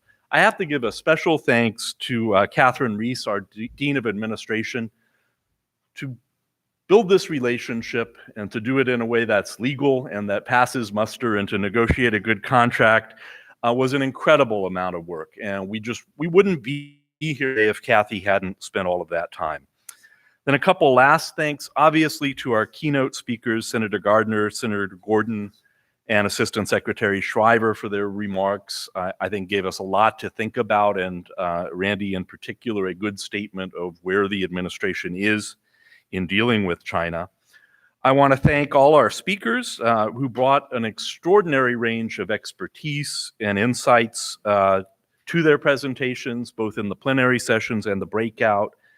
And then finally, I want to thank you, the audience. I think as we think about these issues, you can see these are very complex problems. There's trade-offs, and ultimately we need discussion, we need debate, we need input from everybody if we're going to make the right choices in our long-term strategy toward China and toward the Indo-Pacific region. And I think we had great questions and discussions in all the breakout sessions I was at. So I want to thank the audience for their contributions. This really is a discussion and a debate, not just a passive chance to sit in the audience. And with that said, I want to thank everybody, and I want to declare this Asian Policy Assembly concluded. So thank you all.